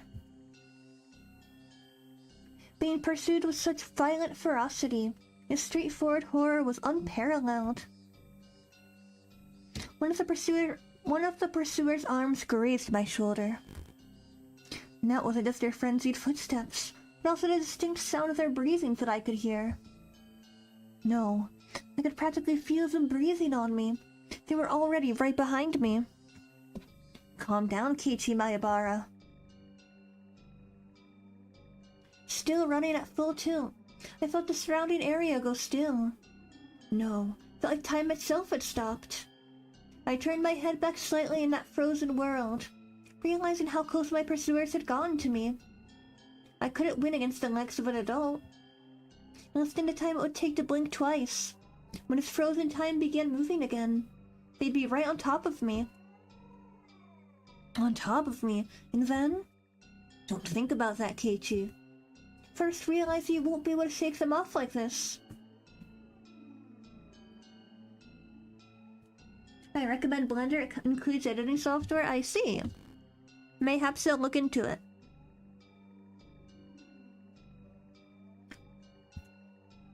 If the fact that you can't get away was a given, then you need to make a decision.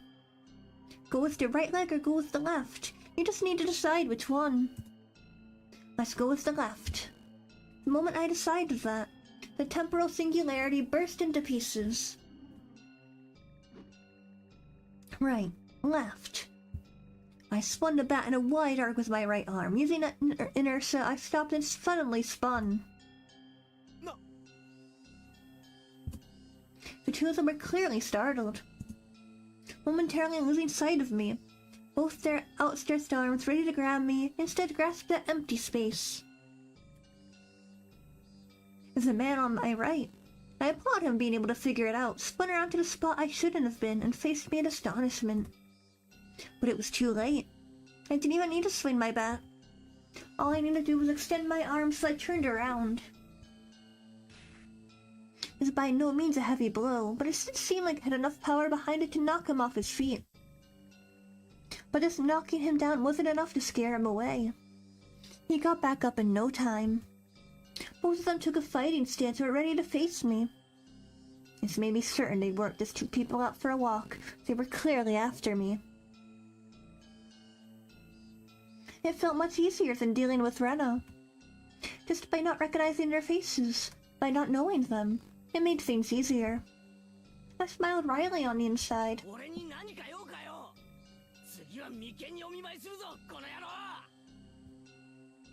It's fine if it was just a bluff. By barking out at them, I was able to flip my... I cannot talk. I was able to fire myself up. They didn't respond.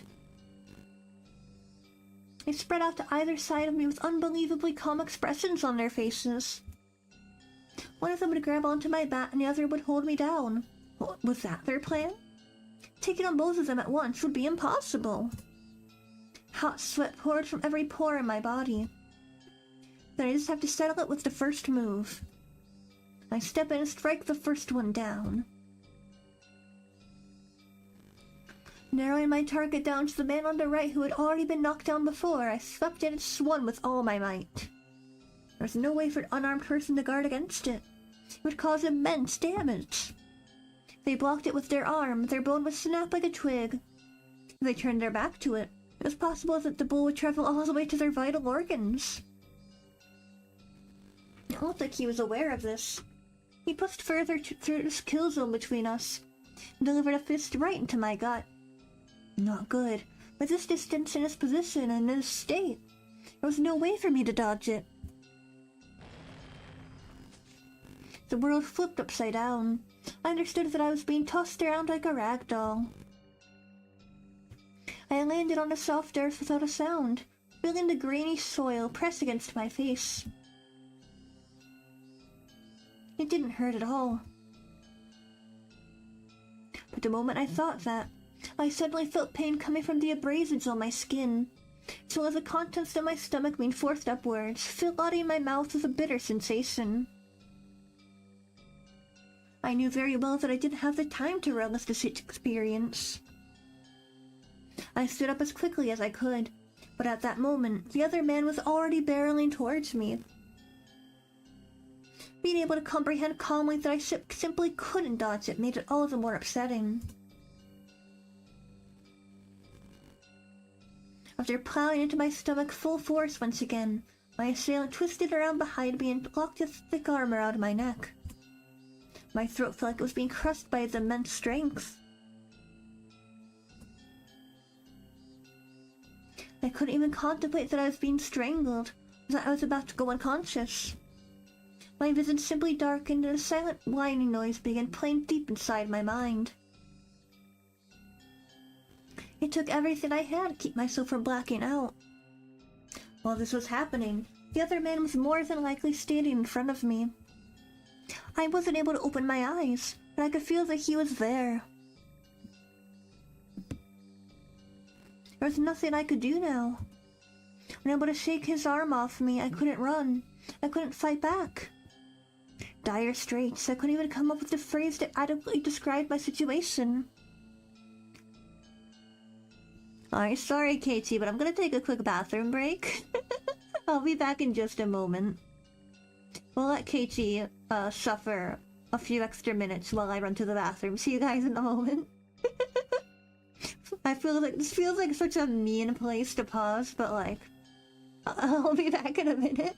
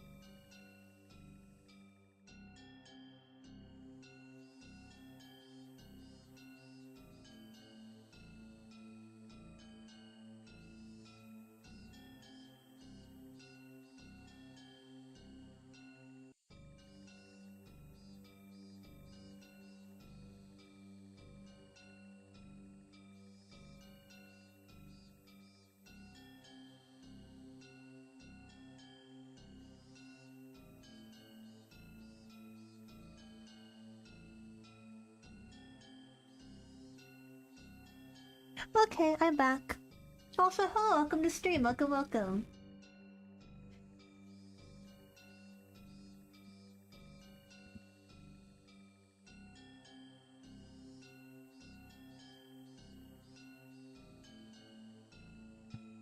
Okay, I say that was apparently a really perfect pausing point.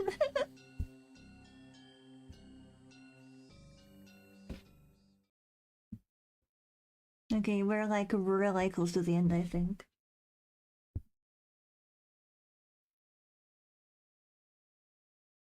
Here we go. Here we go.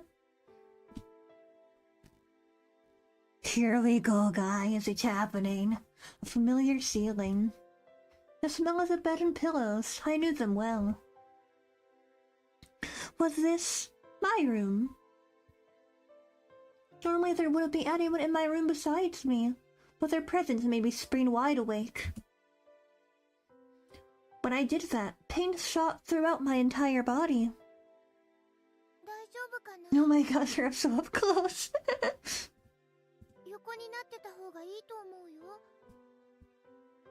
Why was Rena in my room?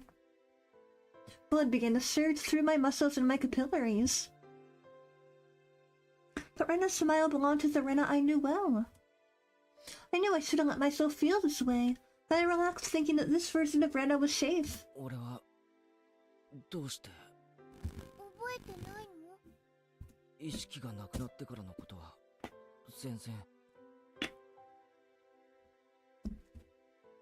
My body had become more lethargic than I could have ever imagined. I guess that would be the expected outcome after exerting everything I had back there. I tried to at least clear my head, but I just couldn't shake this sluggish feeling out of my mind.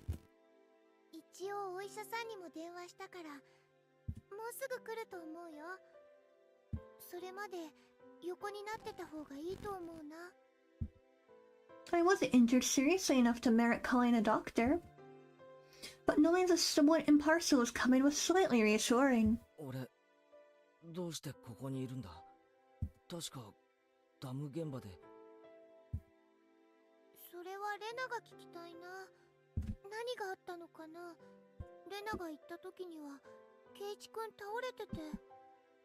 だから聞きたいのは俺の方だよ。変な二人組に襲われて。As I talked about it, I finally remembered what happened right before I passed out. Recalling that memory, the terror that went along with it caused the fogginess around my head to clear right up. Let's forget about those two for now.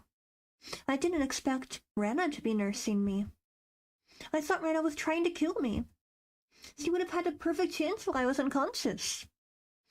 Not only did she not kill me, she had nursed me back to health. よく俺を引きずってここまで来れたな。重かったろ。Looking at Rena's delicate frame, it was hard to believe that she had not only got me back home, but even dragged me all the way to the second floor. Did she have some help? Oh heck yeah, she did.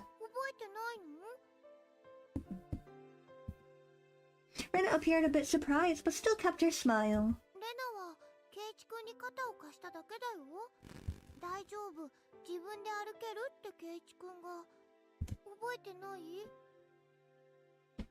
I didn't remember. My memory was fuzzy after the point where I lost consciousness. 二人組はどうした？レナが来た時、俺と一緒に、あるいはそばに二人組の男が。いなかったよ。She said it so bluntly. The way she stated it felt slightly unpleasant. I was just too timid at the time. I might have been able to force some answers out of Rena. But if I did that, then this kind Rena might transform into the scary Rena who I didn't know. Fearing that, I didn't press any further. Thinking about it, it was the obvious choice. If both of those men were there, I don't think Rena would have even have stood a chance. I couldn't find a way to explain it unless I assumed she brought me here after those two were already gone. Rena was still smiling. Her eyes sparkled warmly. Yet, I felt like I was hallucinating when I saw something. Something akin to a shadow slowly creeping across her face. That small omen sent shivers down my spine. While Rena was still Rena, I needed to make contact. I needed to contact Oishi-san. Rena stopped me when I tried to get out of bed. He said it would aggravate my wounds, so I should sleep. トイレに行きたいんだけどな。ごめん。 Rena couldn't say anything else. While Rena stayed in the room, I quickly went downstairs to get the phone receiver in the living room. When I approached the front door, the doorbell rang. Ding dong. Must have been the doctor Rena called. It was strange for a pizza to welcome in the doctor who was making a house call. But it would be incredibly reassuring to have him here for the considerable time it would take Oishi-san to get here. I carelessly opened the door with that simple assumption, and regretted it almost instantly. ミオン。あれ元気そうだね。倒れてたって言うから様子見に来たんだけど。Thank you for subscribing. Thank you, thank you. Thank you, thank you. なんで俺が倒れてたって知ってるんだよ。レナが電話してきたから。他に理由が必要。I understood why she would call a doctor. But why Mion too? Rena was descending the stairs behind me. レナ、ケイちゃん大丈夫そうだよ。たく、心配して損した。そうだね。レナも心配して損したかな。They both began laughing. It appeared to be cheerful laughter, but I couldn't shake the feeling there was a darkness looming over them. うわ、なにこの下駄箱。 The どうしてたの？ shoe rack that I smashed to pieces had been like that since yesterday. 転んでさ。Katie, you're terrible at lying. その拍子に持ってたバットで叩いちゃったんだよ。持ち慣れないもん振り回してるからこういうことになるんだよ。I kept the fact that it was none of her business to myself. でもこれじゃおばさまたちが帰ってきたらびっくりしちゃうね。後でレナが片付けておくね。さあ、ほらケイちゃん。重病人なんだからちゃんと寝てないとダメだ。さあさあ、お布団に戻った。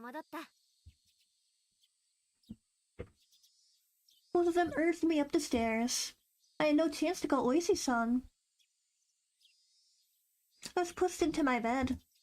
As it was the first time Mion had been in my room, she began searching around it intently.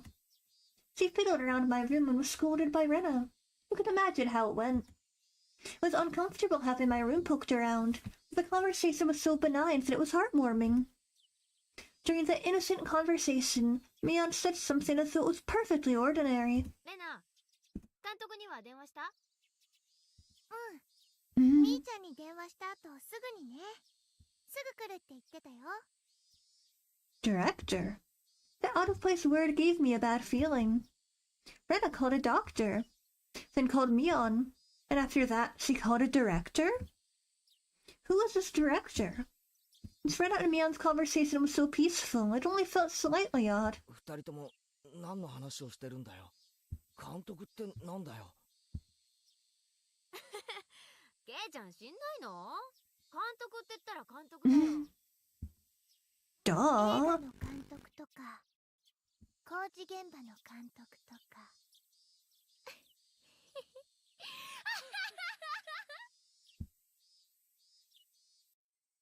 I dug through all of my memories for a director who might have business with me. Only one thing came to mind. What Rena had just said. The construction site foreman. The very first victim of the first incident. The dismemberment at the dam construction site. The foreman? That was strange. He was supposed to be dead. There was no way they could call him. お前らが何の話をしてるのかわからないよ。その監督が俺と何か関係あるのか？来るって言ったけど、うちに来るのか？ I asked one obvious question after another. But all the two of them did was smile coolly at each other. There was a huge difference between how the two of them appeared and how my suspicions were playing out. Slowly, I felt discomfort and panic welling up inside me. I couldn't understand what Rena and Mion were talking about. ケイちゃん、最近は野球に凝ってるんだよね。監督、それ聞いたら喜ぶと思うな。だから監督って誰だよ。監督は監督さんだよ。だから監督って誰だよ。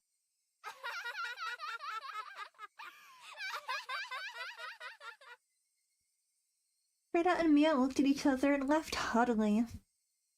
A disturbing cackle unpleasantly resounded around me. I mean, come on, KJ, duh, it's literally the director. Like, who else would it possibly be they're talking about? Duh. That laugh went up to be unsettling and ended abruptly. そうだ。監督が来る前に済ませとくかな。ケイちゃん、覚えてるかい？ Her face was laughing, but Mia's eyes told a different story. 覚えてるって何をだよ。ケイチくん忘れちゃったのかな。罰ゲームなんだよ。罰ゲームなんだよ。忘れちゃったのかな。おはぎの宿題。どれがレナの作ったおはぎかを当てる宿題。あれ、確か宿題忘れだったよね。I certainly did have that homework. I'd thrown away the rest of the mochi after I found that sewing needle. So I wasn't able to answer which one Rena made. The penalty for that? Why now?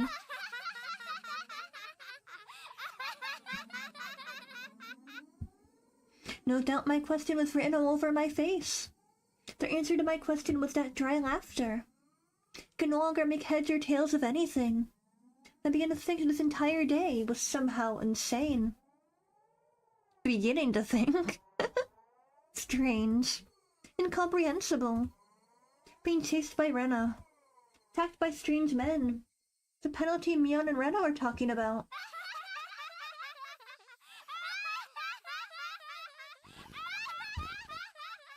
What were these two laughing at? It didn't take that long for me to realize I'd been dragged into an abnormal situation. Who were these two? Who are these people? Who were these doppelgangers of Rena and Mion? Rena had gone behind me at some point. Why was he pinning my arms behind my back? 何の真似だよ。動かないでね。罰ゲームだから。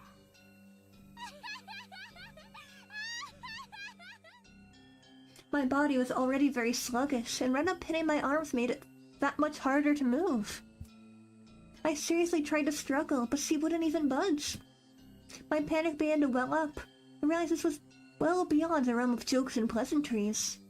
This freakishly monster strength would have been impossible for the Rena that I knew. And these thin, frail arms grasping me firmly. Whose arms were they?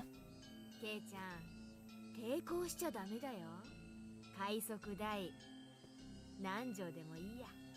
罰ゲームに抵抗しちゃダメなんだからさ。Mion. No, that thing that looked like Mion spoke to me like how Mion would speak to me. But I was certain that this was not Mion. Someone who wasn't Mion. Someone who was just pretending to be Mion. 監督が来る前に済まさないとね。Mion fisted her pockets and pulled out something bizarre. I could tell what it was just by looking. For such a thing to be in her pocket, my mind wouldn't accept it. なんだよそれ。 It was a small syringe. With a small, clear syringe. It's the kind a doctor might use if you went to them with a high fever. Rena held me even tighter, and I could hear that clattering laughter that no longer sounded like laughter blaring into my ear. That eerie laughter. It wasn't something the Rena I knew could ever produce from her own throat. This thing that was pretending to be Rena. Was this their real laugh? Unable to defend myself, the syringe Mion was holding drew closer, and that needle tip was waved in front of my face countless times. 大丈夫大丈夫。痛くないから痛くないから。何をする気だよ。これは一体何の真似だよ。ケイちゃん、何言ってんだか分かってんでしょ。何が？俺には何が何やらさっぱりわからねえよ。知ってるくせに。今さらかまととぶられてもな。わけのわからないことを言って俺を煙に巻くのはやめろ。富武さんと同じ目に遭ってもらう。 Oh man. The same as Tomitake-san. I didn't really understand what she meant. What did that have to do with this syringe? ケイチ君、とぼけてるね。うすうすは気づいてたくせに。Nana whispered into my ear, laughing as if to admonish me. But even the way she spoke was repulsive beyond compare. Plain dumb. Me? About what? What do you mean, same as Tomitake-san? みんな初めはひき逃げされたものだと思っていました。ですが、意識を確かめるために近づいた警官はすぐに異常に気づきました。喉がね。ナイフとか？爪でした。Nails? Nails as in fingernails? With those gouged through? That's right. Tomitake-san had clawed out his own throat with his own nails and died. There's no way someone could die like that. So then for that to happen... 薬物を疑いましたが、そういう類のものは検出できませんでした。That's right. The police didn't find any drugs in Tomitake-san's system. 警察は富武さんの遺体から薬物は検出できなかったって言ったぞ。What the heck is this? What's with the gue? So much doesn't laugh together with that sickening laughter. Why did they not voice act that? Why is it just like saying gue? That's so silly. Once more, way to cut the tension. Of course they'd laugh. Some such a medicine didn't exist just because the police didn't know about it was completely foolish. Meaning, the drug that caused Tomitake-san to die in such a bizarre manner did exist. If Mion injected it into me, that would probably be all of the proof I needed. That would basically mean I end up the same as Tomitake-san. Become hysterical, scratching out my throat in my last moments, then die. For such an outrageous drug to exist. For Mion to be holding it. But that I was about to be injected with it. At that moment, I did not feel there was any need whatsoever to question it. What kind of idiot? When he's trying to dodge the ball flying straight for his face, has time to think of a reason as to why it's flying at him. Mion's actions lacked any gravitas, and that made it even more terrifying.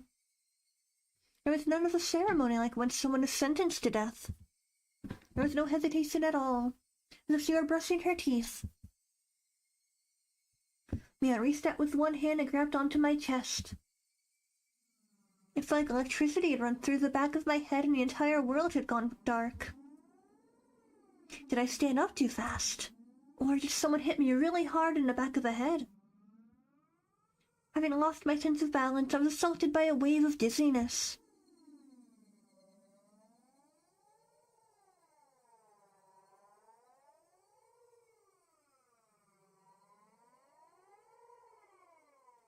Dun, dun, dun. Perfect spot to pause for a second because I think my laundry just stopped. I think I need to take it out of the dryer really quick. Okay. I'll be right back. I'll leave you guys in some suspense. Dun, dun, dun.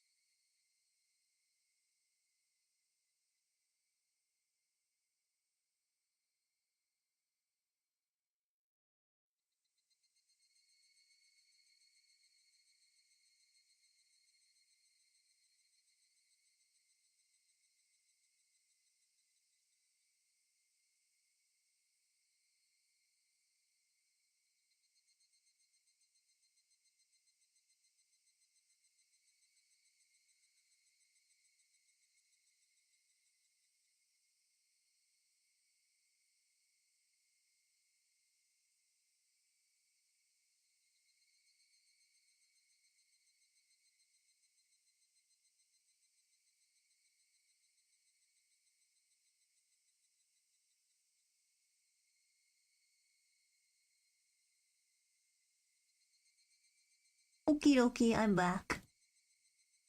I squatted down for a bit. While I came to my senses, my entire room had changed drastically. The numbness in my head was gone, and slowly, I could tell blood was flowing to my extremities again. How long had I been squatting here? How many minutes? It had it been hours? It's almost as if the hands on the clock had stopped moving the entire time my eyes were closed, and so little time passed. Really? The air in the room wasn't filled with that madness from before, only a dull silence. Rena wasn't there pitting my arms, and Mion wasn't there about to inject me with a needle. No way. Could it be? All of it was a hallucination. There was no other presence in the room besides my own. The weirdest experience I'd ever had. I was certainly with Rena and Mion. I doubted my sanity for a moment, but I was also seized with some sort of comfort. I guess that terrible ordeal was a hallucination. Neither Rena nor Mion. They wouldn't ever do something so terrible. My head grew hot. I could tell my emotions were welling up. Why? That wasn't a reason to cry. Why? It was sorrow. Why was I sad? I don't understand. I don't understand. Kind to everyone. Not discriminating against age or gender. Mion. That Mion was sprawled by the window in an unnatural pose. Blood stained her a deep red from her head down to her chest. The bright crimson smeared on the walls. That splatter had undoubtedly come from Mion. She always had that bright smile and was kind to me from the day I transferred. Rena. That same Rena was slumped at my feet, making the same pool of blood as Mion. I couldn't comprehend what had happened. Did someone come to save me? Then they beat these two down? With this metal bat? I finally noticed the weight in my right hand. How long had it been there? It was Satoshi's metal bat. It was covered in a deep red. There's no doubt that this was the weapon used to mutilate both of them. And I was holding that weapon. I was the only person in the house.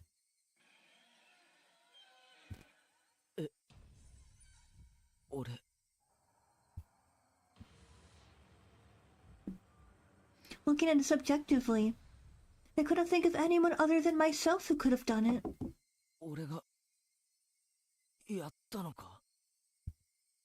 That's right. Keiichi Maebara. Of course I did it. I told myself gently, as if coaxing myself. Hey, me. There's no reason for you to remember it, nor is there a need to regret it. Eat or be eaten. You get that, don't you?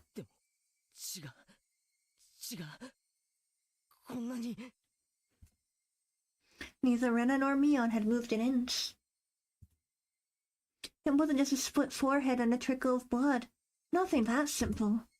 The entire room was splattered with red. That told me it didn't end with just 2 or 3 strikes. No, don't worry, Katie. They're just sleeping. They got real silly goofy with the ketchup, that's all. The depths of my mind were calm. On the surface, I was panicking and agitated. Calm down, Keiichi Maebara. What happened to your usual calm self? Come on now. Do like you always do. Throw your head back and take a deep breath. Come on. Once. Twice. Breathe deeply. Calm down. Calm down. I chanted that over and over in my head and relaxed.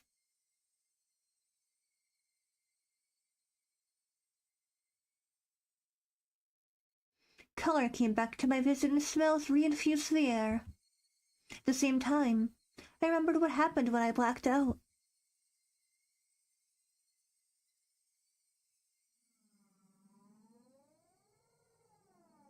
Rena and Mion had attacked me. They were about to inject me with whatever caused the same symptoms as Tomitake-san. But right before that happened, I fought back. I twisted my whole body and threw Rena as he was pinning my arms. Then I followed through with my spin and rammed my foot as hard as I could into Mion's torso. It was so soft. Rena tried jumping on me, and so I tackled her as hard as I could and slammed her against the wall.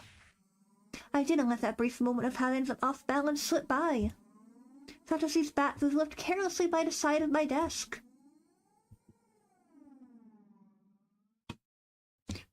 Bleep. Why? I'm sorry, the spelling out of the sound effects is too silly. I can't. This is really upsetting scene, and you just said bleep. Why would you say bleep during such an awful scene? At that moment, everything went pitch black. There was nothing recorded past this point in the videotape of my mind. No, that wasn't right. It wasn't there was nothing recorded. It was recorded just fine. Just as the other me inside myself. It told me not to look and to turn off the TV. It's because the screen had gone black and I couldn't see it. Didn't mean that the videotape within me hadn't recorded it. The TV was just off. The video was still playing. The tape within me, creaking along, still playing. On the other end of that pitch black screen, that horrifying video was still playing on. Compared to this, though, yes, the scene right before my eyes was still so difficult to take in. There was blood splattered everywhere on the walls, the two of them in these unnatural poses. Not a sign of movement from either of them. I couldn't even tell if they were breathing. No matter what the circumstances were, my friends, these girls, I had attacked them. I may have even killed them. May have. There's still a chance they're alive. You know. Totally. Totally still a chance they're alive. Keep thinking that, Keiichi. But if I hadn't done this, I would have been the one done for. Balancing that out on an imaginary scale, felt odd that I'd even feel bad about him. Even if it was a bit excessive, this was justifiable self-defense. Proof was all here. The two of them collapsed here on Mion's syringe. Mion's syringe filled with some unknown drug would certainly solve the mystery surrounding the incident with Tomitake-san. And from the fact that both of these two were involved, they'd be able to pick out the criminals one after the other. Still, I might be suspected for this. But that was just fine. Anyway, now this should be on a police affair. This wouldn't fade into the darkness like Rena's past incidents. As long as the police were involved, that should bring this to a close. They'll probably revisit their investigation on a chain of incidents. Wazy-san would definitely get to the bottom of it. Meaning my wish of not wanting to die, of wanting to know the truth, that would be fulfilled in its most basic form. It was all a matter of time now. The Dr. Rena called should be getting here soon. I'll confess everything to him. I needed to contact Oishi-san.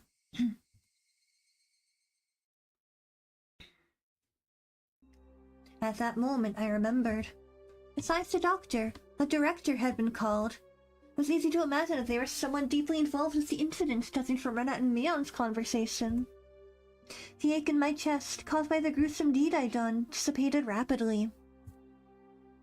It was not over yet. This place was no longer safe. Stay calm, Keiichi Maebara. It's not over yet. I needed to live long enough to tell the police of this incident. At that moment, I felt like I heard someone's voice from outside. Since people were speaking, it must mean there was more than one person. I moved the curtain ever so slightly and peered outside. It was a bizarre sight. About 4 or 5 grown men were all gathered at the gate. They very much resembled the 2 men who had assaulted me at the dam site today. Those 2 might even be among them. There was one person there wearing a white coat. But he didn't look like a doctor at all. My gut told me he was in disguise, only posing as a doctor. That guy probably would ring the bell and get me to open the front door. Pretend to be a doctor to get me to open the door. The nurses and would all rush in at once. At that moment, I saw the car parked behind the men and my heart nearly skipped a beat. The white van. No mistaking it. That van. It's the one that tried to run me down. The man in the white coat entered the gate and headed towards the front door. The rest of the men hid in the bushes and watched him. I probably couldn't pretend I wasn't home. Undoubtedly, they just break the window and enter. I needed to get out of here somehow. Then use a public phone to contact Oishi-san. Then meet up somewhere. First of all, I need a weapon. And shoes. Before all of that, there's one thing I had to do. I had no intention of dying. I'd live and reveal the truth about this nonsensical curse of a Yashiro-sama. What would happen from here on, regardless of how determined I was, may bring about my demise. And that was why. There was one thing more important than getting out of here right now. I need to get that clock out quickly and take down the note hidden behind it. Damn it! The tape was sticking to it fast. It'd be fine if it was torn a little. I opened up the slightly torn note and began writing another message with a ballpoint pen. If I wasn't able to inform Oishi-san, the only thing I could rely on was this note. I never thought a piece of torn, college-ruled notebook paper would be this reliable before. I had no time. I'd only write what I knew right now. I needed to leave some sort of information that would lead them to uncover the truth. Rena and Mia are conspirators of the perpetrators. It's an undeniable fact. I still didn't want to believe it. But it was a fact. Anyway, I'd leave all the information that would help lead them to find the perpetrators. There are 4 or 5 adults, maybe more. They have a white van. This is everything I was able to see from the window. There may be more. Also, there was an unidentified person known as the director. To begin with, the term director didn't even mess with Hinamizawa at all. If they were going to include the director from the past incidents, the only one is the construction foreman, the victim from the first murder. The very first victim in a chain of incidents. Killed in a lynching, his body divided into 6 pieces. His right arm was never discovered. The police should have confirmed that death, but Rena and Mion did both call him director. They said director. They wouldn't use that term to refer to someone who was dead. The police would never even conceive that someone who was deceased could be involved. Could that be some sort of oversight? I didn't know. But even if I didn't know, it could be a big hint for Oishi-san. That's right. They needed to start fresh from the first incident. It wasn't just a simple dismemberment, but the start of the stream of mysterious deaths that would follow. So then, there must be something hidden here. Please reinvestigate the victim for the dismemberment incident. He's alive. His death should have been established after an autopsy. Logically, you would think as much. But was that really the case? Could it have been some sort of ploy that they were able to deceive the police with? I shouldn't jump to any conclusions. But he may still be alive. I had no time to ponder that right now. Oh yeah, there's something even more important I need to write. Tomitaki-san's death was from an unknown drug. That's right. That drug was an irreplaceable piece of evidence. No doubt, just by having this, everything would be uncovered. I couldn't just leave the vital clue lying on the floor. A syringe is proof. Writing that down, I stuck the syringe onto the back of the clock with plenty of tape. So it absolutely would not slip out and fall to the floor. Firmly. Firmly. The bell rang. They were here. I couldn't write anymore. But even still, there was one last thing I had to write. I have no idea why it has become like this. This may be the closest thing to the truth out of everything I wrote on this note. If you are reading this, then I'm probably already dead. So you may or may not find my body. If I was going to write out everything that could happen, either dying from the curse, or being demoned away, you who are reading this, please uncover the truth. That is my only desire. With this, my last will and testament was complete. It wasn't certain that I was going to die, but it was my final plea, just in case. I folded the note, stuck it back onto the back of the clock, and returned the clock back to its usual spot. I couldn't help but pray. Lazy-san, if something happens to me, I leave the rest to you. After that, I gazed down silently at Rena and Mion. This was probably the last time we'd ever see each other. Rena, Mion. 俺みんなのこと Oh. 本当に友達だと思ってたんだぜ It's so sad. Why did it end up like this? Never had any fun in my previous school. I only worried about standardized test scores. Thought if the school I'd hoped to get into was where I wanted to go or a safety net, that was all I talked about. It was a dull life.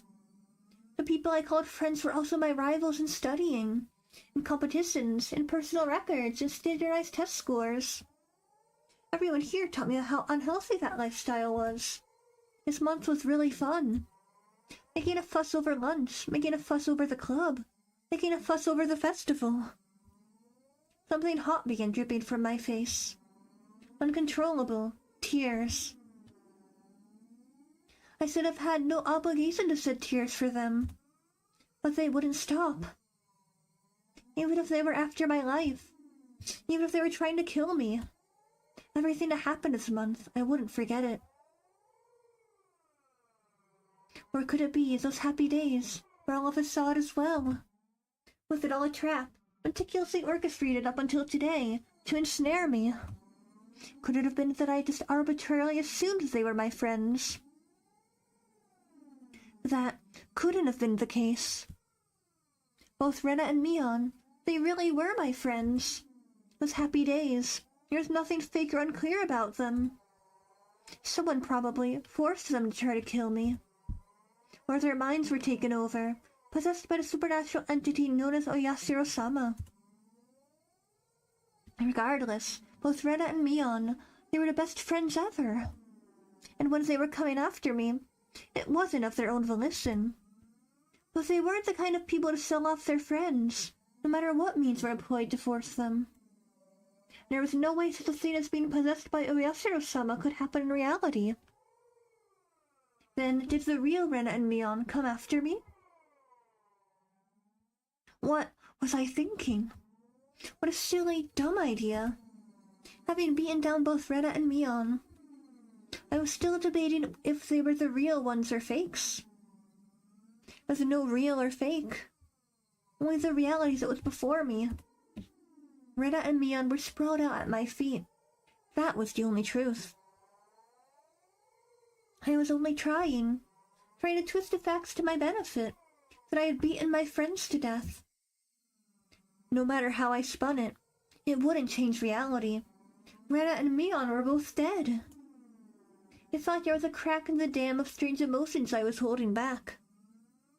It felt like my calm state, just nothing more than a bluff, had receded, and in that opening, insanity was leaking out. I killed them. I killed them. Rena and Mion. I killed them. The doorbell rang again. The unrelenting echo pulled me back into a state of composure once again. I didn't have a moment to spare. Quickly, I needed to get away. I didn't want to die. I would uncover everything after that. The identity of whoever or whatever had pushed me this far. Even if I had to drink mud and eat grass. I would survive. I would survive. I would definitely survive. I killed Rena for that very reason. I also killed Mion. I went that far just to keep living. So I can't die. For my sake, for the sake of the late Rena and Mion. I have to survive. I ran towards the door and grabbed my shoes. The doorbell rang again as if to urge me on. Beyond a single solitary door, they were there. Keeping quiet, I headed towards the kitchen. Headed towards the back door. Before opening the back door, I put my ear to it and checked for people outside. No one? After I put on my shoes, opened the door slowly as to not make a sound.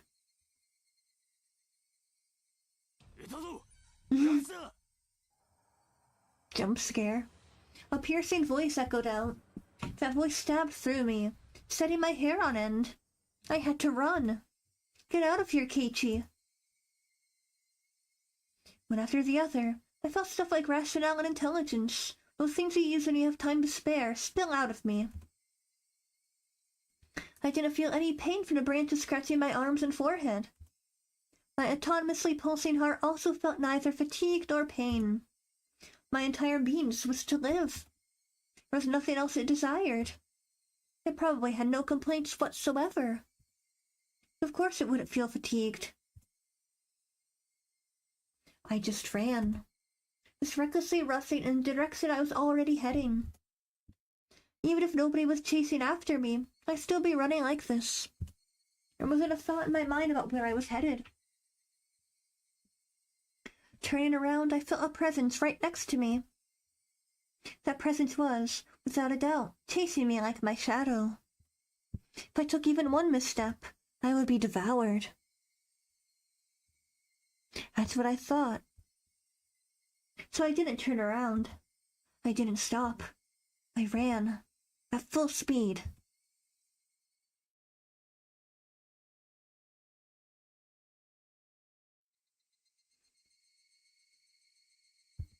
That was a chirping of the higurashi telling me it was evening. Trying to tell me something, and then I finally heard it. The wailing cries of victims who didn't make it. Would I be joining them?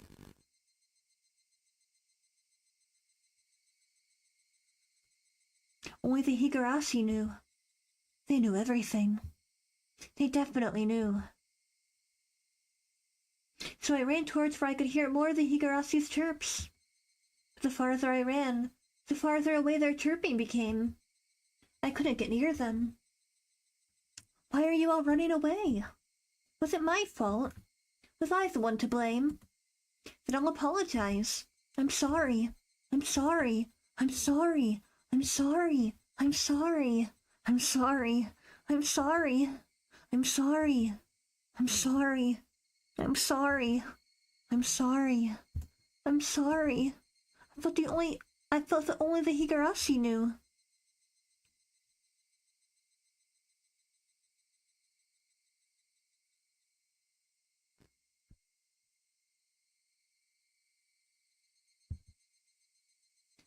Dun, dun, dun. Alright, we're really getting close to the end, I think. Run from the truth of your crimes, yeah. Basically. The smoking room was filled with a cloud of cigarette smoke. Expensive smoke filter gave off some crackling electric noise. It didn't seem like it was doing anything at all. Why do smokers have to be shoved so far down this corridor when the sun didn't even reach? I recall hearing that the tax revenue from tobacco was about 1/10 of the municipality's revenue. We are the most heavily taxed members of this municipality. Certainly would they show us a little more respect. どうしてこれがウーマン切りなんすか？街が狭くなっちゃうっすよ。One of the younger detectives was having a staring contest with the Amazon magazine called Next Turn. ウーマン切ってもテンパイ崩れませんから、背底にかけるなら両面で受けた方がチャンスあるんじゃないですか？クマちゃん、川を見てください。ウーマンは全員切ってますから安牌なんですよ。There's no time to be discussing Mahjong, guys. Keiichi's literally losing his mind. 終盤で K 点に走った誰かが He 黙ってます literally just murdered his friends and you're yapping about Mahjong. The kid let out another groan, put on his cigarette, then took out another one. 納得いかないっすね。わざわざ自分で当たり牌減らすなんて。ちなみに配定で当たり牌出しても論しちゃダメですよ。え、どうしてですか？ So then I heard a voice coming from down the hall. 大石さん、いますか？一般の方から凱旋です。 Oh man, はい here we それは go. どうも It's happening. それじゃちょいと失礼。どうして論しちゃダメなんですか？あ、待ってくださいよ、大石さん。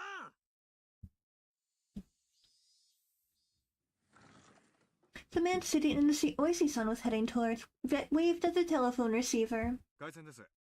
講習から。ああ、どうもすいません。お待たせしました。大石です。もしもし。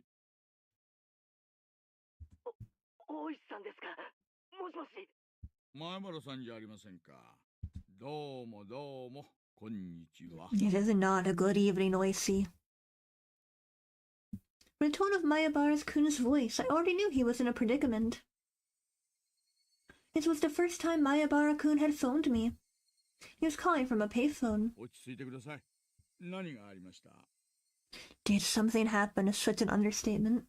Something happened. His voice was erratic over the line. He completely lost his sense of composure. For checking that nobody else could hear, I prompted him in a hushed tone. 何があったんです？落ち着いて前原さん。今そこに近場の警官を行かせます。私もすぐそっちに行きますよ。多分無理です。 His voice was quivering and hoarse. He wasn't surrounded by people even as he was making his call, was he? 前原さんは今公衆電話からかけてますよね。どこの公衆電話ですか？ There were no other sounds besides Mayabara-kun's voice. It had to be a phone booth. I scratched out a note and thrust it at my colleague sitting across from me. Hinamizawa, phone booth. He understood quickly and hastily started on the internal lines. 落ち着いて前原さん。今どういう状況なんです？ It was best practice to avoid flustering someone panicking, but this was an urgent case. Mayabara-kun didn't just get in trouble, get away, and then call me. He was in the midst of something dangerous right now. But yelling at Mayabara-kun right now would just needlessly cause him to be even more frantic. Mayabara-kun wasn't just calling to seek help. He was trying to tell us something more than that. Whatever that was. If I didn't get it from this call, I'm certain there would never be another chance. My colleague puts a note in front of me. There's only one booth in Hinamizawa. Patrol car is on the way. 5 minutes. かかりすぎです。警らには何人乗ってます？ 2人です。 Not enough. If it was as I imagined, there were likely quite a few people surrounding Mayabara-kun.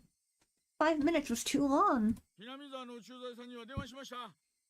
定時巡回の時間です。家人は留守で連絡不能。そう。クマちゃん、車を回してください。了解っす。もしもし。大石さん。もしもし。 Keiichi is just a little guy. 大丈夫です。ちゃんと聞こえてますよ。 There was something wrong with Mayabara-kun. That wasn't a normal coughing sound. Vomiting? Or was it blood? Had he already been attacked? Was he injured?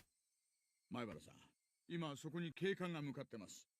2、3分で到着しますからなんとか持ちこたえてください。もしもし、聞こえてますか？前原さん。 I could hear on the other end of the line that he was having a coughing fit. The worst possible situation popped into my head. 前原さん、犯人は誰です？何人なんです？俺も最初は人間が犯人なんだと思います。I couldn't tell if that was a cough or vomiting. 大丈夫ですか前原さん。兄は人間なんだって。お社様のたたりなんかないんだって。ついさっきまで。だけど、やっぱり。It was an intense bout of coughing, then vomiting. でもやっぱりお社様ってのは。いや、今。前原さん、どうか落ち着いて。 It's too late for calming down. Oh, I see. なんかさっきから It's too late. おかしいと思ってたんです。 It's gone too far. ずーっとつけてくるんですよ。走っても走っても走っても走っても影みたいにぴったりくっついて、だけど少しずつ俺の背中ににじり寄ってくるんです。前原さん、そいつは今ひょっとして前原さんの後ろに。後ろにすぐ後ろに。お願いです前原さん、怖いのはわかります。ですがあなたの後ろに誰がいるんです？振り向けるわけないじゃないですか。振り向いたら俺。怖いのはわかります。でも教えてほしい。ちょっと振り返るだけでいいんです。前原さんの後ろに誰がいるんです？ Right after I said that, I could hear him vomiting intensely. What followed was a nightmarish sound. 前原さん、あんたまさか喉を引っかい There てしないでしょうね。 was no answer. But I could hear something like scratching. It was a bane as if something was being hit. Maibara-kun had probably dropped the receiver. I could hear groaning and vomiting over on the other end, and a repeating abnormal noise. もしもしもしもし前原さん、もしもーし。 I knew how far away my voice would sound on the other end, but I couldn't help but shout. At that moment I heard whispering coming from the other end. Couldn't tell what he was saying. Damn, you think he's suffering? No, I think he's fine. He's fine. He just needs to like lie down for a bit, take a nap, and he'll be totally normal again when he wakes up. Don't worry. From the way he was saying it, was he talking to himself, or was he talking to someone there? もしもし前原さん。 Rather than whispering, it was some kind of mantra he was chanting over and over. I focused my senses, trying to pick up what he was saying. What was he repeating? What exactly? Weep. Suddenly the line went dead. Did he use up his time? It was because it was a payphone. It was because it cut out so abruptly. The last thing he said came out so clearly in my mind. I'll be taking a nap, alright? A nice long nap, oh man. おいさん、車は OK っす。おいさん。ごめんなさい。おいさん。 That's what he was repeating over and over. He said, I'm sorry. He had a gut feeling. There was no longer a need to hurry. I could hear the chirp of the higurashi spilling in from the open window. Quee, quee, quee, quee! I should have been able to hear them this entire time. I just wasn't paying any attention. Why did I focus on them all of a sudden? Quee, quee, quee, quee! Were they trying to tell me something? Only the higurashi knew. That's how I felt.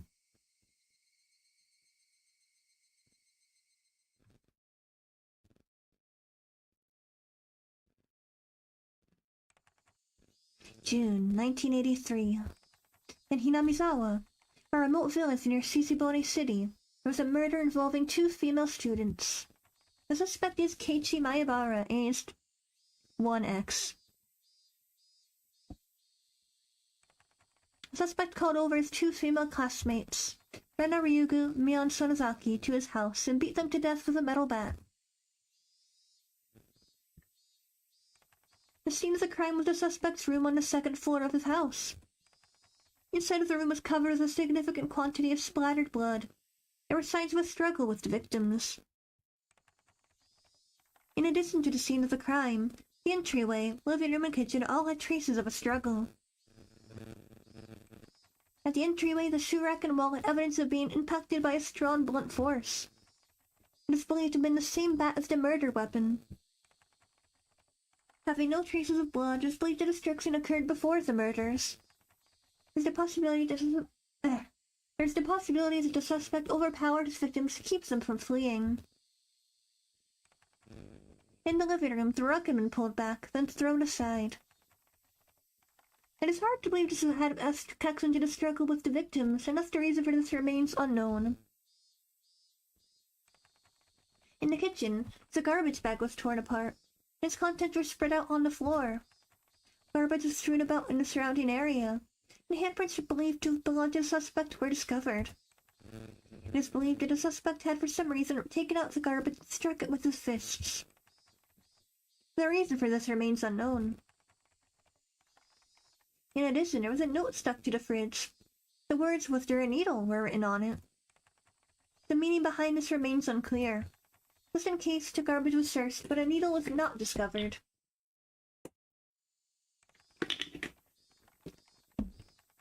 Though the garage door was functional, it had been left open ever since the suspect moved in. The garage door was found closed.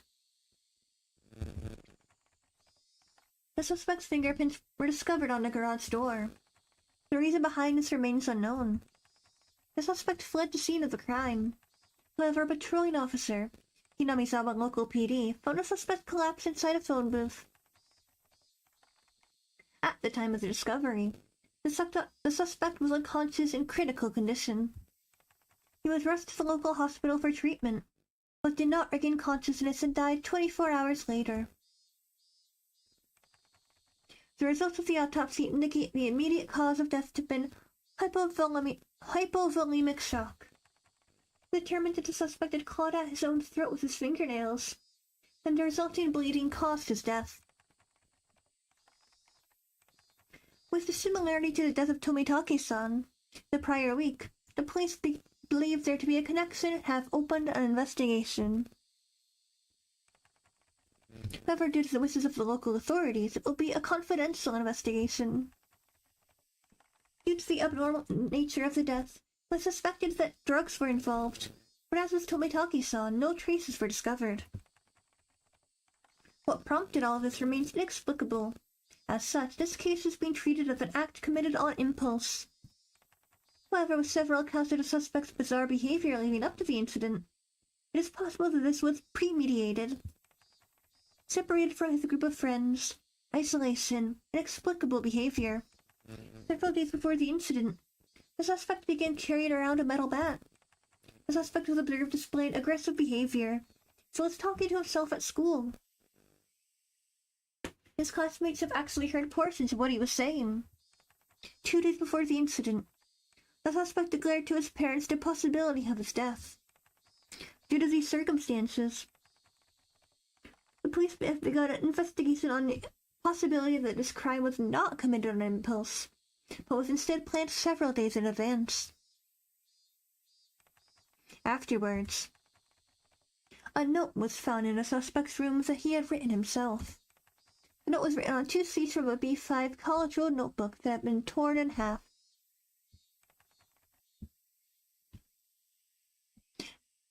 And as if trying to conceal it, it was stuck hidden behind a clock on the wall. The contents are as written in the appendix. The police believe to be strongly related to the incident. The police changed their line of investigation based on the possibilities that the suspect was involved in some sort of incident himself. However, no further clues are found, casting doubt on the credibility of the note. Was the crime impulsive or premeditated? With the situation unclear and no further developments, the case has been labeled as unresolved. However, the following year, suspicion arose regarding the nature of the note. The note was not written on two halves of B5 paper from two separate sheets, but was originally a single sheet of B5 paper. In order to erase several lines from the middle, someone had torn them out. Judging from the size of the letters, the missing section is estimated to be 2 to 3 lines. It is highly probable that the person who eliminated the lines in question is not the suspect. In addition, judging from traces of large quantities of cellophane tape being stuck to the back of the clock, speculation that something other than the note was stuck there has arisen. Oh my gosh, where's the syringe? Where to go? The person who discovered the crime was a detective rumored to have a connection with the incident, Kurado Oishi. And he underwent voluntary questioning but denies involvement in any damages to the note. The suspect's note. I, Keiichi Maebara, am in fear for my life. I do not know why they are after my life. The only thing I do know is that it has to do with Oyashiro-sama's curse. Rena and Mion are conspirators of the perpetrators. There are 4 or 5 adults, maybe more. They have a white van. This is all on the first sheet. Text and below this has been ripped out. This is from the second sheet. Text and above this has been ripped out. I have no idea why it has become like this. If you were reading this, then I'm probably already dead. Though you may or may not find my body. You who are reading this, please uncover the truth. That is my only desire. Keiichi Maebara.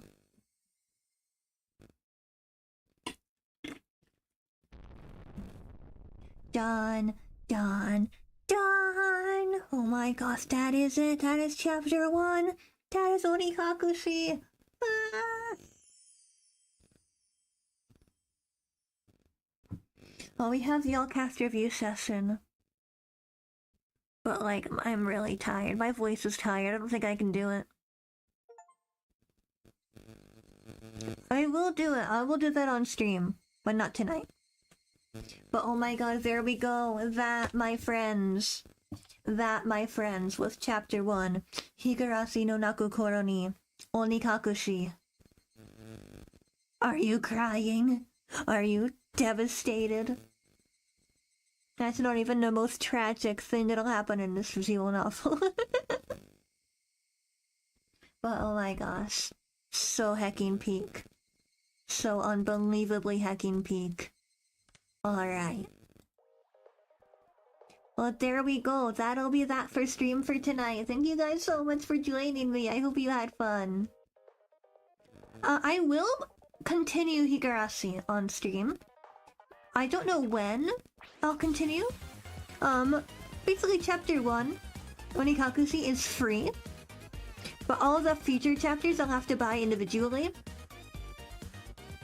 So I definitely will. I definitely want to. I have a bunch of other streams planned for the next little while. So definitely not in June. June, I am booked. June, I have lots of stream plans already. But hopefully,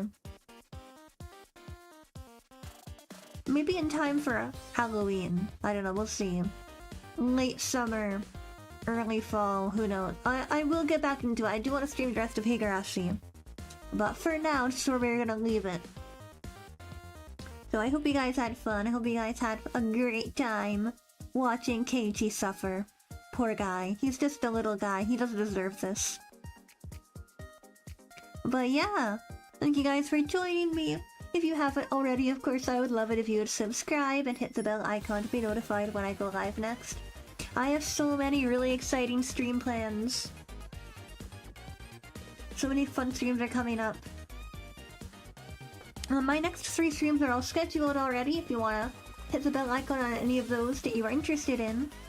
My next stream on Monday at 9 AM JST is going to be yapping with Vess. We're going to be doing the Deltarune theory survey. We're going to go through like ranking our feelings and opinions on various Deltarune chapters 1 and 2 theories leading up to the release of chapter 3 and 4 in a few days. Oh my gosh!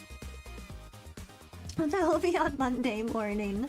And then Wednesday I'm gonna be starting a playthrough of Celeste, which I'm excited for. It won't be my first time playing Celeste, but I don't know, you guys seem to want me to try normal mode. I was just gonna play easy mode because that's what I did years back. And I honestly don't know if I can pull off normal mode of Celeste, but I will try. For you guys, for Bites, I will try. But then my most exciting upcoming stream on Thursday, 9 AM JST. Don't miss it. I'm gonna be marathoning chapter 3 and 4 of Deltarune. It's happening. It's real. I can't believe it's real. I'm so excited. Oh my gosh. Deltarune. It's real. Deltarune tomorrow. It's Deltarune tomorrow week. Can you guys believe it? I am so excited. But yeah, I'm gonna get going. I'm gonna go to bed. It's like 11 PM. I'm eepy. I have work in the morning. Alas. This is the reality of being an adult. Yeah, thank you guys for joining. I hope you guys have a lovely rest of your day or night wherever you are. And I'll see you guys again very, very soon. Bye bye! Bye bye!